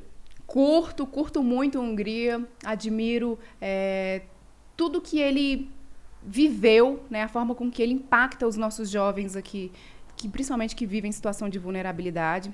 Gosto muito de algumas músicas dele, né? Toca na gente, né? Toca. Tem uma que fala com amor. Amor e fé? Amor e fé. Eu amo essa música do Amor e Fé. Vamos lá, vamos começar um pouquinho só aqui? Amor e fé? É. Tô aqui na sua frente meio bagunçado, nessa? Aí tem uma parte que ele fala assim, que sentado na calçada, lá no finalzinho da música. Tava sendo maloqueiro, disposto a soltar o dedo. Tíbica com nada, senta na calçada, conversar besteira. E a mente Bagunçada. bagunçada, com várias paradas e nós de bobeira. bobeira. Exatamente. Então, e essa parte aí lembra muito quem cresceu ali em Taguatinga, na Ceilândia, que a gente tinha mesmo isso de ficar sentado na calçada, de juntar com os amigos, só para falar realmente besteira, de viver a juventude. Então, isso é muito a cara de quem morou por ali e sabe como é, né? Dificilmente eu escuto a música dele, Um Pedido, que eu não choro. Quando ele fala, já pensou se eu tivesse parado, desistido no meio do caminho, quando a chuva corria na telha e a mesa mais farta era do meu vizinho. Quantas vezes me senti sozinho e olhando no espelho, mas incapaz de exercer minha fé, chorando de joelho. Lembro dos sonhos. E aí o Hungria realmente ele deu uma virada de chave com essa música, porque ele era do movimento hip hop e de repente na pandemia a gente recebe esses dois presentes aí, Amor e Fé e O Pedido, foi dois presentes que Deus deu na vida dele e ele nos abençoou com essas músicas que toca nossas histórias realmente. Então, curte? Curto muito e admiro muito. Próximo, diretor. Olha aí, gente. Que essa turma é grande. Recebi essa foto de... Deixa eu ver se foi essa daqui, ó, que me mandou essa foto. Hoje ela tá na Secretaria de Saúde, servidora efetiva. E aí ela tava cuidando de algum setor de vacinação. E aí ela tava conversando comigo e eu conversando de uma forma super profissional, né? Aí de repente, você não sabe quem sou? Eu falei, não. Ela falou, então, eu estudei com você lá no CEMAB e tudo. Aí eu falei, gente, eu não tô lembrada. Ela, mandou a foto. Quando ela mandou a foto, eu falei, não é possível. Então, essa foto eu recebi. Eu não tenho muitas fotos da época. Aliás, eu nem tenho fotos da fase escolar. Nenhuma, assim. É porque o celular era ruim naquela época, né? As fotos eram ruins. Tinha que ser na máquina, a gente não... Enfim, meus pais não eram muito ligados com essa parte de essa foto. turma toda aí, você tem contato com alguém? Ninguém. Alguém que marcou aí a sua história, sua passagem pelo CEAB? Alguém te deu um cascudo aí? Não, não tive intriga com ninguém, não. Essa aqui foi a que me mandou a foto, tá na Secretaria de Saúde. Essa aqui, acho que era Muriel, o nome dela. As duas mais cabeçudas da sala. CDF. Não sei como é que elas estão hoje. E eu aqui, ó, a minha eterna franja, né? Mas não lembro, assim, não tenho... essa aqui, sim. Ela trabalha lá na Labotã. Então, a Dária... Então, essa aqui, sim. A Dária escolheu o lugar certo. Ganha dinheiro, né? Ela tem um contato. A Dária chegou lá e fala assim, cara, vendedor de shopping é a melhor coisa. Você mostra mostra uma roupa, depois põe várias cores e fala que divide em 10 vezes. Aí vai embora tudo. Próximo, diretor. Minha mãe, minha avó. Minha avózinha, assim, que dá um banho hoje na minha mãe de disposição. Esse foi o dia da sua formatura. Foi o dia da minha colação de grau. Eu ganhando o anel de formatura da minha mãe. Então, foi um momento muito forte para todos nós, né? Com certeza. Foi a virada de chave. Então, aí eu já tinha passado na ordem. Já tava com a cara de advogada, já, ó, jovem, mas totalmente preparada para encarar a vida. E essa noite, como é que foi? Foi uma noite simples, né? Como foi com colação de grau. Eu não fiz formatura. Seu Mário. Meu pai estava no Piauí. Ele não estava aí. Não participou? Não participou. Que isso, seu Mário? Meu pai, todas as férias de julho e dezembro, ele vai. Isso aí, salvo engano, foi em julho. Meu pai estava no Piauí. Então, daí a gente saiu pra comer pizza. Era a minha família, meus amigos. A gente comeu pizza ali na Comercial Norte. Mas tem coisa melhor? Então foi super simples, mas foi melhor, cheio, né, de amor, foi de conquista. Histórias tanto que eu guardo na minha memória esse dia. Não fiz formatura por pura opção mesmo. Essa senhora é sua avó? É minha avó. Ela é nova, Maria né? Tereza, ela é nova. Tá bem hoje? Tá viva? Tá bem? Tá bem. Assim, hoje, claro, com a idade avançando, ela tem uns problemas de saúde, mas tá íntegra, assim, lúcida. Maiara, um orgulho pra nós. Você me comentou sobre a sua mãe. Essa parte mexe. É a parte que... É a parte que mais mexe. Minha mãe sofre de... Minha mãe sofre de Parkinson, né? Então... Foi diagnosticada. Isso aí foi em acho que isso daí foi em 2012, essa foto. E um ano depois disso daí, minha vida e da minha mãe começou a entrar numa luta muito grande. Então, eu fiz na minha primeira não, acho que foi minha segunda viagem internacional que eu fiz indo pra Orlando, era o meu sonho ir pra Orlando, levar minha mãe pra Disney. E aí eu consegui. E fui eu que levei minha mãe. E aí no aeroporto de Miami, minha mãe começou a não conseguir carregar a mala. E eu comecei a ficar nervosa com ela. Na hora eu falei, tá vendo, mãe? Não faz exercício físico, aí não consegue carregar uma mala, puxar a mala. Só que a barriga dela travava e ela parava no meio do aeroporto. Eu fiquei chateada com ela nessa época, porque pra mim ela não estava cuidando da saúde, tudo, não estava cuidando do físico. E aí ela fez a viagem, ela teve muita dificuldade nessa viagem, mas eu jamais imaginei que seria isso. Você achava que era um despreparo físico? Eu achei que era despreparo físico. Voltamos dessa viagem de Miami a Orlando, e aí um dia no shopping, a gente estava numa loja escolhendo sapato. Quando ela teve de novo algo travava a barriga dela que ela quase caía, assim. E aí começou a tremer a perna, não era nem a mão, eram as pernas, tremiam assim. Aí eu Google, né? Entrei no Google, joguei os sintomas no Google. De cara já veio Parkinson. E eu não queria muito acreditar naquilo. Mas como eu já tinha visto aquilo na internet, eu resolvi procurar Dr. Nasser, na época, um dos maiores neurologistas que a gente tem aqui em Brasília. Levei, no primeiro momento, ele falou que sim, a suspeita era de Parkinson, mas que ele só poderia diagnosticar com os exames. E fez uma bateria de exames e veio o diagnóstico. Depois que veio esse diagnóstico, tudo começou a piorar, na verdade. Acho que a cabeça, acho que ela entendendo que ela tinha uma doença, e ao mesmo tempo ela não sabendo lidar com isso. E Parkinson é uma doença muito, muito severa. É uma doença degenerativa, rápida. Ela avança muito rápido. E aí minha mãe, hoje, ela tem dificuldade enorme de locomoção. Ela anda com andajal, ela anda no carrinho. Atinge a memória? Então, com o tempo ele vai atingindo a memória, mas minha mãe é completamente lúcida. Às vezes, ela tem crise de depressão, né? Isso para quem tem Parkinson, costuma ser comum. E virou para mim minha filha. Hoje ela mora comigo, a convite do Ibanez. Então, o Ibanez me surpreendeu muito nessa época. E que ele mesmo virou para mim e falou assim, olha, sua mãe tem uma doença muito séria, vai chegar um momento que ela vai morar com a gente, eu acho que você já poderia se antecipar e trazer. Para mim foi uma surpresa, porque eu jamais conseguiria me imaginar eu abordando esse assunto com ele. E aí ele tomou a frente, ele convidou, minha mãe hoje mora com a gente. Ela é completamente dependente, ela já não consegue tomar banho sozinha, então isso mexe muito com a parte psicológica dela. Meu filho hoje acabou de fazer 3 anos, né? Fez 3 anos em dezembro, e aí eles se igualaram agora. Né? Por um tempo, quando ele estava com 1 aninho de idade, que ele andava com aquele andadorzinho, assim, empurrando, minha mãe andava com o andador dela. Aí era ele de um lado e minha mãe do outro andando com o andador. Eu nunca cheguei a falar para ela sobre isso, mas eu olhava aquela cena e mexia demais comigo. Por orgulho, eu acho que poder ter dado um neto para ela, poder dar a condição de ela hoje estar na minha casa, de ela ter todo o suporte. Minha mãe hoje tem tudo. Que talvez, enfim, se a vida não tivesse dado essa volta, eu não teria condições de dar para ela. Né? Então, assim, ela faz fisioterapia em casa, ela tem uma rede de funcionários que estão ali para ajudar na alimentação. Então, assim, ela tá bem de cuidados. Tá bem amparada. E Glória aí, a Deus. quando entrou no governo, essa pauta mexeu comigo. Porque eu olhei e falei assim, eu tenho condições de dar tudo para minha mãe. Mas quantas pessoas que sofrem de Parkinson e que não têm condições para nada? E aí eu resolvi me juntar à Secretaria de Saúde para a gente trabalhar essa pauta das doenças neurodegenerativas. Não só o Parkinson, mas todas essas doenças neurodegenerativas. E tem projetos que estão andando. A pandemia, infelizmente, veio atrapalhar muito desses projetos da saúde, porque tudo ficou voltado para um âmbito que era o Covid, mas está andando, os projetos estão andando. Se Deus quiser, a gente vai conseguir avançar nessa parte de um centro voltado para as pessoas com doenças neurológicas. Amém. E a hora que eu falo, tudo isso tem um porquê.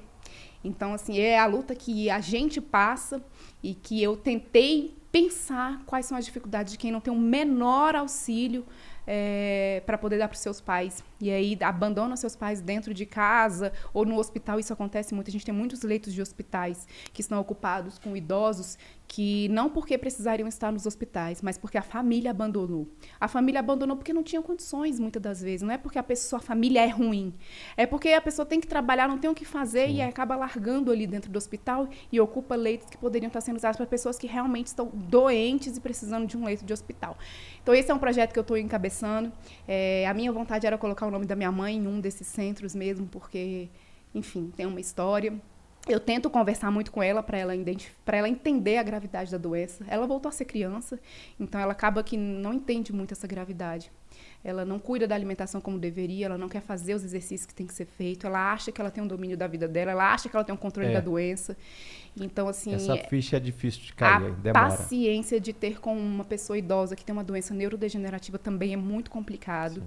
E a gente tem que dar suporte para as famílias também, porque para você cuidar de alguém, você também tem que estar e você se também sentindo precisa bem. ser cuidado. E você também precisa. Maiara, a todo tempo eu vejo aí um mandamento que Jesus deixou, que eu carrego muito na minha vida e que eu tô vendo que você não tá onde você tá à toa.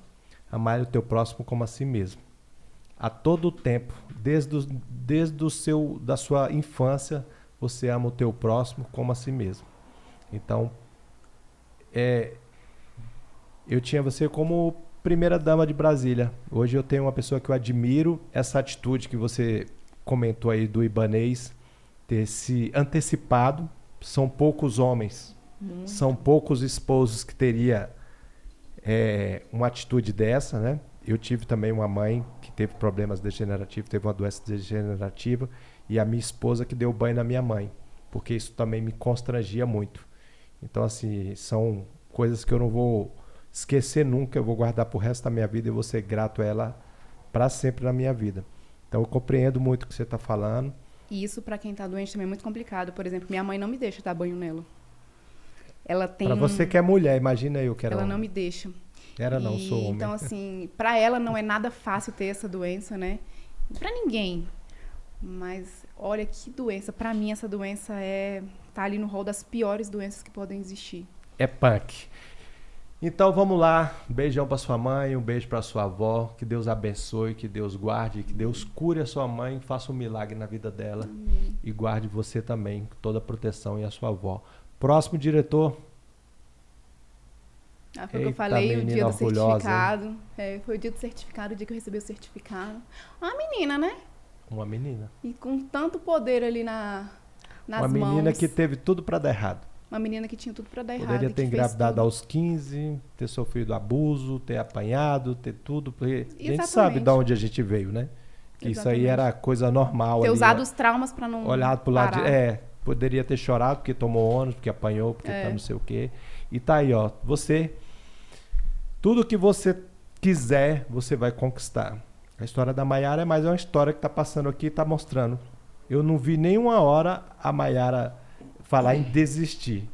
Ela pode ter pensado, como o dia que ela perdeu o estágio dela lá. Por que na minha vida tudo é mais difícil? Porque eu também me faço essa pergunta. Porque nunca é da primeira, nunca é da segunda, é da terceira para lá. Deus parece que deixa o último fio de cabelo dos 44 do segundo tempo para tomar uma providência na nossa vida. É para fortalecer a gente. Então, parabéns para você. Curte. Obrigada. Ou esquece essa foto aí, Maiara? Eu curto muito essa foto, né? Momento especial, minha vida profissional toda registrada aí praticamente. Próximo diretor. Bom, isso aí foi na creche Alecrim, acho que 2015 isso daí. É uma ação que a gente fez de Natal. Então, em 2015 eu tive essa experiência. Antes de ser primeira-dama, você não era nem do governo. Primeira-dama foi em 2019, né? Isso foi em 2015. Então, foi uma creche que também mexeu comigo. E aí, 4 anos depois, eu volto já com outro patamar, né, podendo levar a política pública, não só mais doação. Nesse final de ano, eu me juntei com algumas amigas. Olha como é que foi essa história, Leandro. A Nuxa estava grávida, não sei se, acho que era a primeira filha dela que ela estava grávida. Isso aí foi 2015. da segunda, enfim, tava grávida, barrigão, não tava trabalhando nessa época, só o marido que já era PM. E aí ela, com dificuldade financeira, porque, enfim, vivendo às custas do marido, ela foi chamada por um grupo de amigos para poder ajudar nessa campanha de Natal. Não ouviu o seu Mário. Exatamente, nessa campanha de Natal. E aí ela resolveu me chamar, um amigo vai chamando o outro, né, nessas correntes de Natal. E ela resolveu me chamar, Mayara, a gente vai fazer um evento lá na creche Alecrim, era nessa e numa de Ceilândia, que era que cuidava de crianças e jovens em Ceilândia. E aí a gente tá querendo fazer cachorro-quente, bolo, não sei o que você pode ajudar. Vamos lá no Atacadão Extra da QNL para comprar. Eu já morava no Parque Sul, me dirigi até o Atacadão Extra, porque de lá a gente fazia as compras e já ia entregar nesses lugares. E a Anúcia nem tinha levado dinheiro, nem cartão, nem nada, porque, enfim, ela não queria gastar o dinheiro do marido para fazer essas doações. Então, ela ia atrás das amigas, para as amigas ajudarem. E aí, Fazia o movimento. Aí, na época, eu entrei no Atacadão, enchi lá os 2 carrinhos e tudo. Quando eu olhei, ela não estava escolhendo nada. Eu falei, você não vai comprar nada? Aí ela falou, não, o Fernando meu marido tá pegando muito no meu pé, eu tô vivendo na dependência dele, eu acho que não vou entrar nessa agora, não. Final de ano é sempre muito mais gastos e tal, meu filho vai nascer e tudo. Aí eu virei e falei assim, Anúcia, pode escolhe o que você quer, que aí eu pago aqui, depois a gente vê. Aí ela escolheu, fez o carrinho de compras dela, e aí a gente juntas saímos para doar. E aí, anos depois, ela se junta comigo também. E foi mais ou menos esse dia que eu lembrei, no dia que Ibanez assumiu, eles falaram que eu precisaria de uma assessora para estar andando, às vezes, comigo nessas ações. Eu lembrei da Anúcia na hora. Falei, a Anúcia participou comigo de algumas ações, eu achei que ser primeira-dama era fazer isso daí. Ações coletivas, assim, de entrar. E eu lembrei da Anúcia, a Anúcia entrou na minha vida no governo dessa forma. E a gente vem desempenhando um trabalho muito bom nas campanhas, né? E uma experiência tão boba como foi essa, lá em 2015, sim, gerou grandes campanhas aqui no Distrito Federal, grandes campanhas de arrecadação. E ela voltou junto comigo nessa creche Alecrim. Foi a semente, né? Foi a semente. Então, assim, é uma história que eu também falo, essa minha história de superação também envolve as minhas amigas, dentre elas a Anúcia, que participa comigo nas campanhas. Hoje a Anúcia está como chefe de gabinete. É. Eu tenho uma história rapidão, curiosa sobre a Anúcia. A primeira reunião que eu queria com a primeira-dama, quem me recebeu foi ela, lá no Buriti, né? Uhum. Aí ela chegou, eu falei, rapaz, essa é a primeira-dama, hein? Eu falei, aí comecei a tratar ela como... Então, primeira-dama, não sei o que, ela olhava assim pra mim, não sei o que, aí meia hora de conversa, primeira-dama pra lá, primeira-dama pra cá, primeira-dama pra cá, primeira-dama pra lá, e ela calada. Oh. Aí no final da conversa, então, tem um negócio pra te falar, o que foi? Eu não sou a primeira não. Eu falei, mas tu tem cara de primeira-dama, velho, tu tá aqui me enganando meia hora e... Tá lá recebendo os ouros, né? Mas olha... Ela falou, eu tenho que te contar um negócio. Tu tinha que ter abafado ela. Não, mas eu falei pra ela, eu tenho que te contar um negócio, né? Eu falei, o que foi? Então, eu não sou a primeira-dama, eu falei. Pois é. Enfim. Vamos lá. Então isso foi... Próximo. Uma pitadinha. Então vamos acelerar que a primeira-dama tem que buscar o filhote na escola. Meus pais, né? Esses são os meus pais. É o seu Mário e a dona... Dona Yara. Dona Yara. Então, você já dá pra perceber que eu não fui... Meus pais não me tiveram jovens, né? Eles já me tiveram... Sim. Minha mãe, quando ela engravidou de mim, ela estava com 30 anos de idade. Ou seja, me teve ali quase com 31 anos de idade. Meu pai ali com uns 34. Então, assim... Essa festinha foi aonde, Mayara? Festa junina. Isso era uma festa junina. Lá na M-Norte? Não vou lembrar. Essa idade aí você devia estar em Taguatinga Sul, né? Eu não vou ter a menor ideia. Talvez o trabalho deles, né? Não sei. Pode ser. Então, curte? Curte minha base tá toda aí. Essa é a minha base de vida. Gosta de festa junina? Eu amo festa junina. É um Tô sentindo uma especial, saudade né? muito grande. Próximo diretor. Olha aí. Esse é o cara. Esse é o cara, Dr. Rubem. Tava contando aqui a história do bombeiro, né? Na época do concurso do bombeiro. Ele era o meu chefe do estágio, lá na Procuradoria da Conab. A Procuradoria cuida de assuntos de direito da Conab, né? Companhia Nacional de Abastecimento. E ele era o meu chefe direto. Eu trabalhava na época no arquivo da Procuradoria. Então, você entrava pelo arquivo, olha só, pela parte mais simples, para você ir andando todos os setores da área jurídica. Você tinha que entrar por ali para ir percorrendo todos os setores. E eu, estagiário que fiquei 2 anos lá, eu percorri todos os setores da Procuradoria. E ele era meu chefe. Ele era meu maior incentivador, uma pessoa muito especial para mim. Eu não tenho mais contato com ele, mas não sei se ele vai assistir ou não. Mas o Dr. Rubem, para mim, tem um significado muito superior na minha vida. Na época do concurso do bombeiro, que eu estava ali faltando uma semana, 7 dias ali pro TAF, ele perguntou, e como é que tá a preparação? Eu falei, eu não vou conseguir, chorei. E aí ele me deu uma força, ele na época falou muito de Deus para mim, ele me pensou ali do estágio durante esses 7 dias para eu me dedicar 100% a esse TAF. Ele pagou por 7 dias um personal trainer para me ajudar. Obviamente, 7 dias não resolveu o meu problema. Mas, assim, ele parou e fez o que ele podia e não podia fazer por uma pessoa que ele não tinha a menor proximidade, assim, a não ser o dia a dia profissional. E ele me ajudou demais nessa época. Então, eu olho para ele hoje, você vê uma pequena coisa marca a vida de uma pessoa. Sim. Ele marcou a minha vida quando ele comprou a minha dor, quando ele se sensibilizou com a minha dor. E aí, quando eu voltei na semana seguinte, depois de ter reprovado do TAF, ele também veio com a palavra amiga, me edificou, falou exatamente assim: Maiara, talvez essa não fosse a sua história. Sim. Talvez você tenha outras coisas para viver, a vida vai te apresentar outras coisas e você vai olhar para esse dia. Ele falou isso, você vai olhar para esse dia de hoje e você vai falar: nossa, ainda bem que eu não passei no concurso do bombeiro. Então, assim, a palavra que ele me dava foram palavras que me edificaram. Ele tinha o poder de tirar de mim o melhor de mim. E eu sou eternamente grata ao Dr. Rubem por tudo que ele representou para mim nessa fase do estágio. Foi nessa época que eu passei no concurso, foi nessa época que eu passei na OAB, foi ele que me deu as diretrizes de como seria o cenário na advocacia. Então, é uma pessoa que eu só tenho a gratidão mesmo. Então, curte, Dr. Rubens. Próximo... Olha aí, doutor Ibanez Rocha, né? Eu podia ter levado o nome Noronha, né, também. Olha só, eu confesso que não sou muito ligado à política, mas a atitude que ele teve para com a sua mãe, ele tem o meu respeito para o resto da vida. E o dia que eu encontrar ele pessoalmente, eu vou dar um abraço nele como um admirador. E olha, esse é só um dos assuntos que, assim, que eu falei da minha vida particular, mas assim, ele tem essa ligação com muita gente aqui em Brasília. O Ibanez, ele ajuda muita gente, muita, eu não estou falando de um grupinho, não. Ele, inclusive o governo para ele, diversas vezes eu me pego conversando com ele e falo: amor, pelo amor de Deus, sai disso. E aí ele fala que a política não é só ele. Maiara, não estou falando da minha vida. Eu estou falando de tudo que está sendo construído, de todas as pessoas que estão no governo. Aí ele fala: eu tirei fulano da não sei da onde, eu tirei Beltrano não sei de onde, eu não sei o quê. Então, assim, acaba que o governo, para ele, virou uma grande família. E ele tem uma responsabilidade com a sociedade a qual ele governa, e ele tem uma responsabilidade com todos que entraram nessa aposta com ele. Então, e eu tenho muito orgulho, né? Eu olho para ele, o fato de eu ter me apaixonado por ele, obviamente, tem muita gente que olha com lado de preconceito, né? Mas eu acho que, para quem me conhece, sabe que eu não sou uma mulher que me deixo domar por muita coisa. Eu gosto de pessoas inteligentes, né? Eu gosto de pessoas que me cativem, eu gosto de pessoas que sejam simples, mas que me conquistem. O Ibanez, ele é uma pessoa assim. Sejam boas para os outros também, né? Porque se for boas para os outros, vai ser bom. Então, quando eu olho ele sendo bom para minha mãe, quando eu olho ele na época que a gente começou o nosso relacionamento, em que ele parava a vida dele para fazer as pequenas coisas. Então, assim, na época que a gente estava namorando ainda, eu fazia um cursinho. Fazia cursinho não, eu fazia uma pós-graduação na FGV.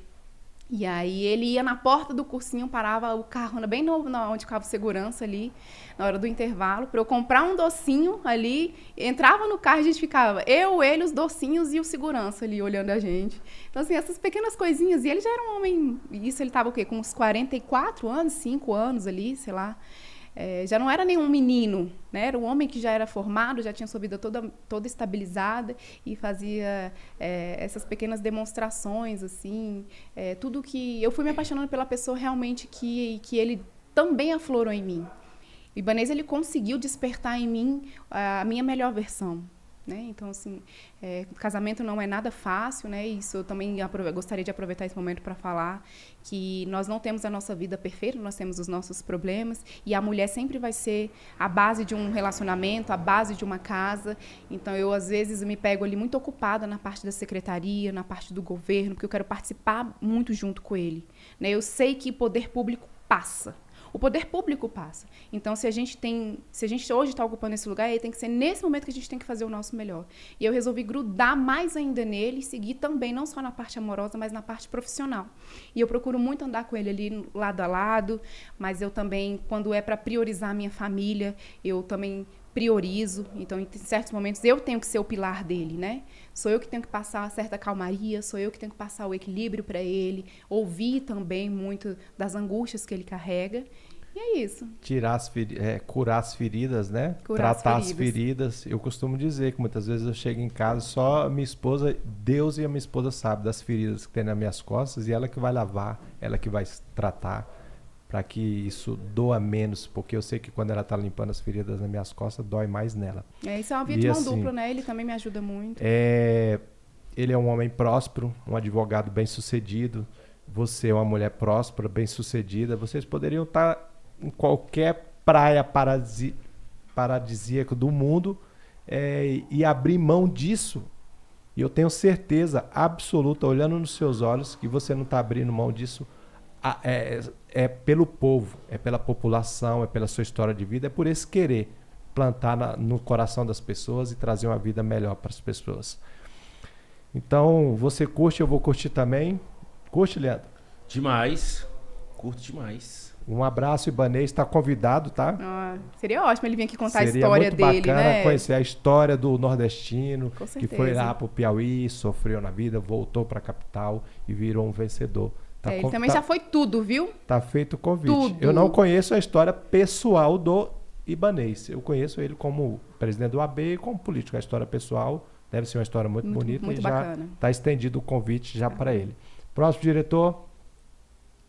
Acabou? Acabou. Bom, eu acabou, mas eu queria ter falado aqui. Eu já passei por um sequestro, né? No Dia das Mulheres, então a gente está chegando aí. Essa vai pro corte. Essa vai pro corte. Vou falar porque, mais uma vez eu falo que tudo tem um porquê, né? Você não sabia, não? Eu passei por um sequestro. Eu não sei se foi em 2016, acho que foi em 2016, no dia 8 de março. E era um casal, eu não sei se era um casal de afetividade ou se eram parentes, nunca vou saber disso, né? Não fui atrás pra saber. Mas dá tempo da gente contar como é que foi mais ou menos? Aí com seus assessores. Vamos lá? Vamos lá, rapidinho. Bom, o dia 8 de março, morava ali ainda em Taguatinga, na QNL. Eu resolvi nesse dia não ir pro escritório de manhã, eu iria só à tarde, porque eu tinha que fazer uns exames no SEIB, ali perto do Anchieta. E aí eu resolvi ir. Eu sempre fui acostumada a fazer exame ali, eu sempre parava o carro solto com as flanelinhas. Eu ia entrar para fazer exame, qualquer coisa ele voltava para pegar o carro. Moleca doida mesmo. Eu fazia isso. Na advocacia, para quem era dessa época aí dos fóruns, tinha que confiar. Os fóruns, eu andava esses fóruns do DF todo e eu sempre largava carro, confiando. Solto. Porque era sempre as mesmas carinhas ali dos frentistas e aí eu confiava. E nesse dia, algo me tocou que eu tinha que estacionar o carro. E aí nesse dia eu falei, não vou parar o carro aqui solto. E aí fui andando ali, já passando na frente ali do SEIB, Anchieta, e resolvi virar ali para aquela lateral do Anchieta, como quem vai descendo, né? E aí tinha um carro saindo bem de frente para a pista, assim. E as vagas tudo apertadinhas, assim.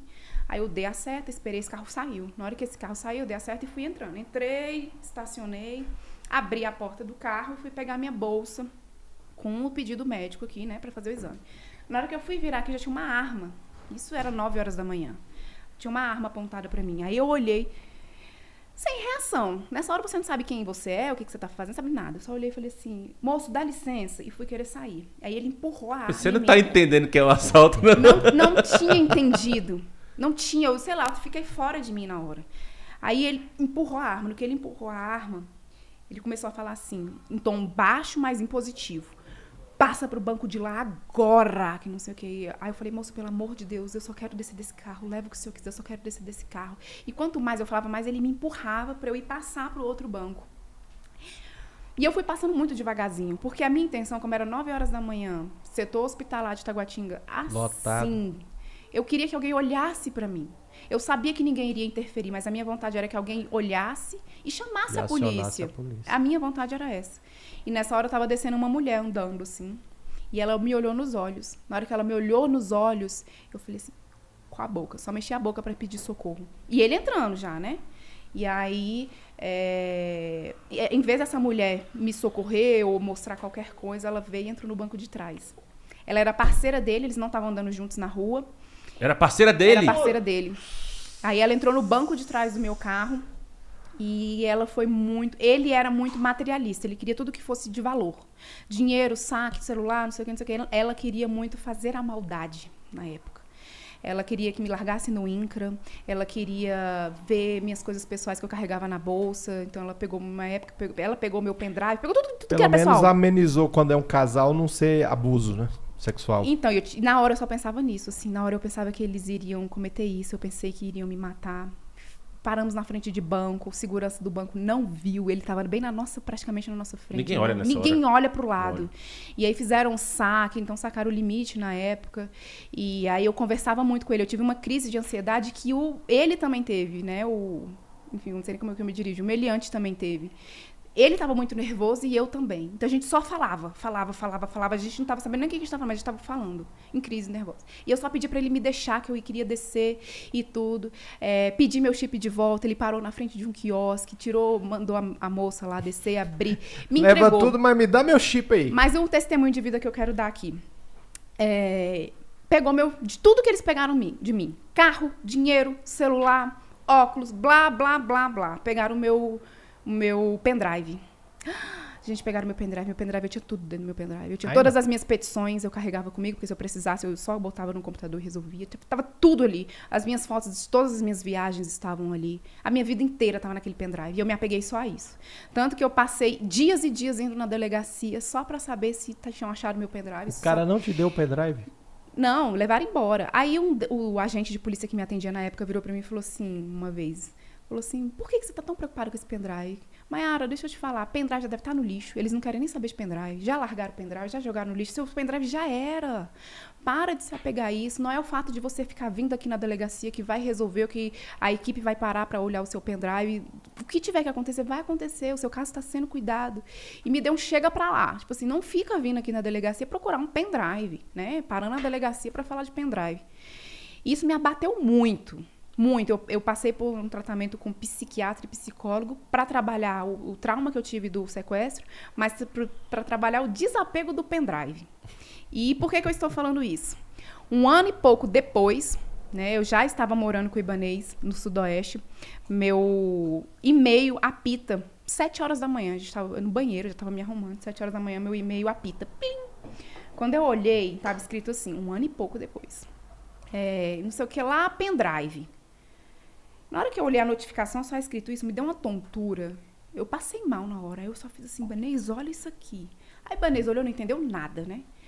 Aí ele, o que foi? Eu falei, abri o e-mail. Na hora que eu abri o e-mail, eu comecei a ler. Uma moça tinha se identificado, falando que tinha encontrado esse pendrive e que gostaria de me entregar. Na hora eu falei, que máximo, então. Ibanez falou, não caia nessa. Isso é cilada, não caia nessa. No mínimo, aí ele falando, no mínimo mexeu no seu pendrive, viu que você é advogada, que você pode ter dinheiro, alguma coisa assim, não caia. Falei, então você me ajuda? Vamos tentar pegar um segurança, algum policial para ele. Maiara, não mexe com isso, eu não vou te dar aval para você fazer uma coisa dessa, esquece esse pendrive, você não precisa disso.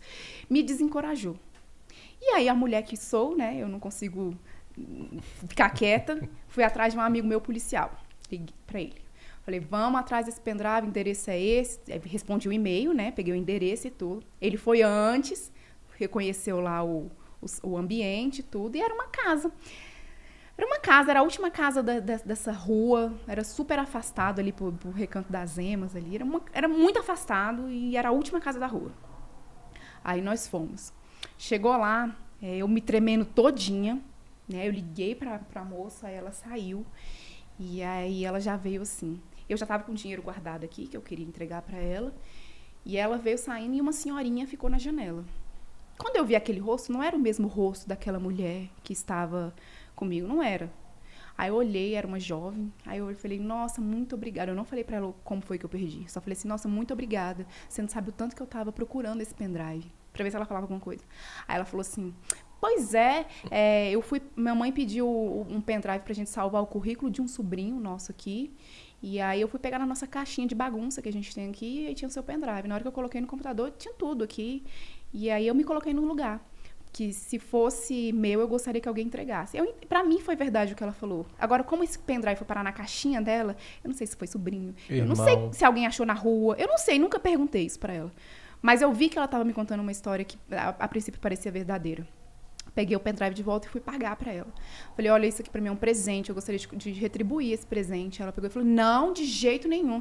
Eu falei, olha, para mim é um presente muito importante. Né? Minha vida toda aqui, eu gostaria de retribuir. Aí ela ficou resistindo ali, mas aceitou. E aí eu voltei depois e comecei a pensar na história do pendrive. Para muita gente, essa história é tão boba, tão fútil, mas para mim é um grande testemunho de vida. É o poder. Foi o meu pedido para Deus. Gente, foi a coisa que eu mais pedi. Eu fiz um tratamento psiquiátrico, psicólogo, para me desapegar desse pendrive, né? Achando que, na verdade, isso era só uma resposta do meu trauma, como o sequestro. E eu pedi isso para Deus. A coisa mais banal que poderia existir era alguém se apegar um pendrive e pedir de volta. Mas eu pedi e Deus me atendeu. 1 ano depois, esse pendrive apareceu na minha mão. Eu peguei ele de volta. E aí, mais um tempo depois, já durante a campanha do Ibanez, uma agente de polícia me liga e fala: Maiara, achamos o seu celular, de 2 anos atrás. Aí eu, não é possível, achamos o seu celular. Não, o carro eu recuperei no mesmo dia, né? Eles detonaram o carro, mas foi no mesmo dia. Mas, assim, o celular eu recuperei também, depois dei pro meu caseiro na época. E é isso, então, assim, esse sequestro para mim tem um motivo muito grande. Tá chegando o mês da mulher e eu tive uma reunião recente com o secretário que cuida de agentes penitenciários, né, que cuida da penitenciária feminina, e eu contei o meu caso para ele. Eu falei: olha, esse caso mexe muito comigo, eu também gostaria de trabalhar essa pauta das mulheres que estão ali no presídio. Então, se vocês pararem para pensar, toda a minha atuação dentro do governo tem um porquê.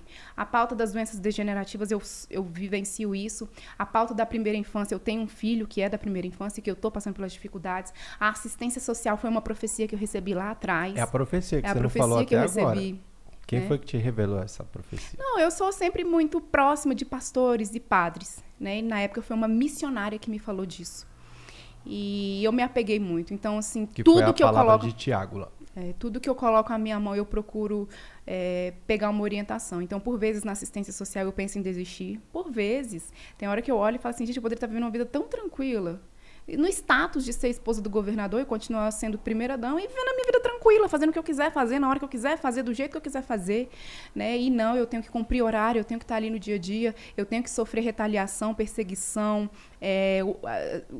ter um deputado ali, e eu nem sou deputada, né, para estar ali no mesmo plenário que ele. Então, assim, passando por muitas coisas que eu olho e vejo que eu não precisaria. Mas, ao mesmo tempo, eu sei que tem um porquê, sabe? E aí, tudo que acontece na minha vida, eu poder retribuir para a população, eu poder ajudar alguém. Hoje, um dia, eu olho para as pessoas que precisavam tanto de cesta básica, arroz, feijão, o mínimo ali para comer. E aí, através das minhas mãos, através da minha caneta, eu impactei já 130 mil pessoas podendo comer. Né? E o programa ele só vem crescendo. Então, através das minhas mãos, mães que têm ali crianças de primeira infância que não sabem como lidar, estão tendo assistência do governo para ajudar isso. Então, através da minha mão, eu consigo ser um braço que realiza ali do Ibanez mesmo. Eu sou o próprio Ibanez dentro da assistência social, cuidando, realizando. Então, assim, eu me sinto útil. Eu não me sinto uma pessoa realizada, eu me sinto uma pessoa que está realizando. E daqui a alguns anos, é isso que vai valer a pena. É eu poder olhar para trás, olhar um programa como, assistir um programa como esse daqui a muitos anos. O resto da ali, vida uns 60 anos, 70 anos de idade, eu vou estar sentada no sofá com os meus netos, olhando, falando: olha o que a vovó fez, olha o que a mamãe fez. Então, assim, para mim, de nada vale o dinheiro. O dinheiro, ele é bom, o status, ele é bom, mas a realização é uma coisa que o dinheiro jamais vai pagar. E daqui a alguns anos eu quero olhar fotos, daqui a alguns anos eu quero passar numa casa de passagem, saber que foi ali, que fui eu que implementei com a minha equipe. Eu quero olhar para o meu filho e ver nos olhos dele o orgulho da mãe que ele teve, sabe? E em relação ao Ibanez, eu sou essa ponte de realização dele ali, sabe? Quando ele virou para mim e falou assim: eu só quero que você não me decepcione. Ele olha para mim hoje, né, ele pode não ficar me elogiando, o tempo dele não fica me elogiando, mas ele vê o resultado do trabalho que está sendo realizado. E é isso, eu não sei quanto tempo que a gente fica, né? Eu não sei o que a vida me espera. Eu não sei o que eu vou estar fazendo na próxima gestão. Eu não sei de nada, como eu nunca soube, né? Todos os meus planos eu não consegui realizar, mas a minha vida foi muito melhor para mim. Então, eu planejei ser servidora pública, eu nunca fui servidora pública. Eu planejei ser advogada, interrompi a advocacia. E olha onde eu tô muito melhor, assim, sabe? Hoje eu sou secretária de Estado, mas eu sou uma mulher que ajuda inúmeras famílias. E isso, para mim, é a maior realização que eu posso carregar para minha vida. Maiara, eu não sei onde você vai estar na próxima gestão. E 130 mil pessoas, famílias, foram alimentadas através desta mão com uma caneta. Mas eu sei que você ganhou um fã aqui. Acredito que ganhou 2, né, Leandro? Eu já sou fãzaço. Leandro, obrigada. Faz tempo. Obrigada. Muito bom te receber. Uma das histórias mais marcantes. Eu tinha certeza absoluta que Deus tinha tocado meu coração para que você viesse aqui contar essa história, que você ia edificar muitas das pessoas e me edificar o Leandro, edificar suas assessoras, edificar toda a equipe técnica que está aqui por trás. Muito obrigado pela sua vinda aqui, por contar essa linda história. Eu sabia que por trás de uma primeira-dama, uma política, uma secretária, tinha muito mais atrás. Eu te admiro como mulher, como Maiara Noronha. Você tem um fã, você tem um amigo aqui que vai estar aqui sempre de portas abertas para você, para o dia que você precisar. O que eu puder fazer para te ajudar com o seu trabalho, com o seu governo.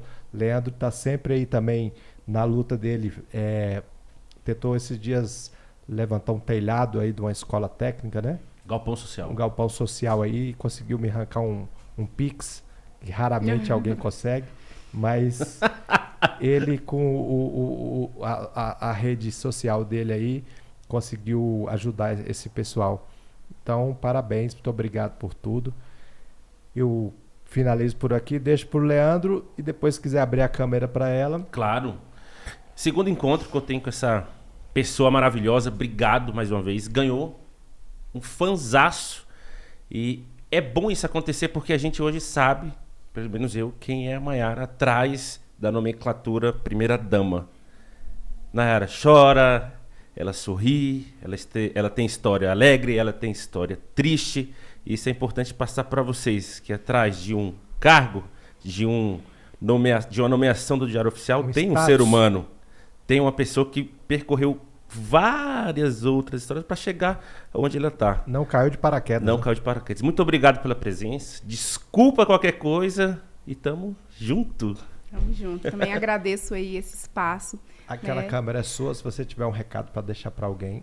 Bom, eu que agradeço. Vai ver ou amanhã ou daqui 30 anos, você pode exatamente. deixar esse recado. Eu queria agradecer essa oportunidade, né, esse acolhimento. Foi a primeira vez que alguém fez um programa para poder me ouvir enquanto pessoa, primeira vez. Então, para mim foi muito difícil. Acho que no começo eu estava muito travada aqui, sem saber o que eu falaria, como que eu contaria esse meu caminhar, né? Talvez eu não tenha, muita gente não me olhe como referência, né? Eu sei que tem muita gente que me manda mensagem, que fala que se espelha, que fala que tem orgulho, mas também tem uns que olham e falam, para que ela está aí? Só porque ela é primeira dama? Né? E aí, para essas pessoas, eu também gostaria de deixar aqui uma mensagem que como foi bem mencionado aqui, eu não sou a primeira-dama, ou eu não sou a secretária, eu sou uma pessoa que está ali lutando, né? Que tem os meus traumas e que busca trabalhar os próprios traumas. Às vezes, eu encontro também no meu lado profissional uma forma de refúgio de algo que eu vivi no passado. Então, eu acho que essa é meio que pedir respeito mesmo, né? A todos que estão ocupando ali cargos públicos. A gente está vivendo numa era de eleição que está se aproximando e muita gente olha para um político e massacra um político, porque, enfim, existe, né, um certo preconceito de dizer que nenhum político presta, mas atrás de um político existe uma família, atrás de um político, dentro de um político existe uma pessoa que tem suas bagagens. E eu estou aqui mesmo para dizer para essas pessoas a necessidade de respeito. E as que admiram, as que gostam, as que gostaram de assistir esse programa de hoje, eu quero agradecer por tudo que vocês representam, agradecer por toda a energia positiva que vocês mandam. E para quem está passando por problemas, né, problemas pessoais, amorosos, que me acompanha aí, eu gostaria também de deixar um resumo do que eu falei aqui da minha história, que a gente nunca vai saber o que o futuro nos reserva.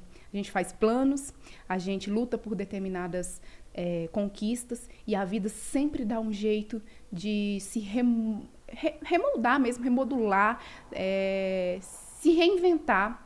E na maioria das vezes a gente não consegue realizar aquilo que a gente tanto sonhou, mas a gente sempre se surpreende com algo a mais. Então, se quem está passando por algum problema, né, a mensagem é mantenha-se firme, mantenha-se, eu falo muito isso para todo mundo que convive comigo, firma o toco, porque você tem que se manter firme, que a vida vai dar um giro, a vida vai te colocar numa posição, seja ela qual for, o lado profissional que você tiver, mas você vai conseguir impactar alguém em algum momento. Nós estamos nesse mundo para impactar, seja você que trabalha ali numa loja de carro, você que trabalha ali numa lanchonete, você tem condições de ser ouvido para alguém em algum momento. E você vai conseguir realizar uma boa ação para alguém. Eu acho que essa é a maior missão, assim como eu estou falando aqui, que o que vale para mim é um dia olhar para trás e rever a minha história, para todo mundo eu espero que também chegue dessa forma. E você que trabalha ali dentro da casa de alguém, que convive ali na intimidade de alguém, né?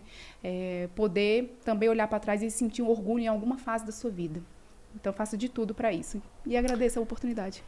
Mayara, isso é uma lembrança do 61 Podcast, do Leandro Hungria e do Ronan Carlos para você, que você coloque num lugar especial lá na sua casa ou no seu escritório e que você lembre desses momentos que nós passamos juntos aqui, contando a sua história de vida, que será eternizada aí pelas redes sociais, pela internet. É um presente do 61 Podcast, tá? Obrigada. Obrigada, olha que coisa mais linda. Obrigada, Top! Viu? Vai agradecer aos patrocinadores aí pra gente Cara, finalizar? rapidão, um abraço aí a todos os nossos patrocinadores. Obrigado demais. Sem vocês, a gente não teria a mesma qualidade. Alô, a galera da Academia Corpo Perfeito, Agência Acreditar, Clínica Corpo Perfeito, Academia Corpo e Saúde, JK Laboratório, Franguito, Mamute Energy Drink, Namão Sushi, Santa Pizza, Steak Po e Doce da Chefe. 18º episódio chegando ao fim. Muito obrigado. Ative as notificações, se inscrevam. Tamo juntão. Nosso grito de guerra, qual é? Nós vamos fazer nosso grito de guerra. Claro. Ela é das nossas. Vamos lá? É claro que é das nossas, Vamos né? lá. Pra finalizar, No 3. no 3, a favela venceu. 1, 2, 3. A favela venceu!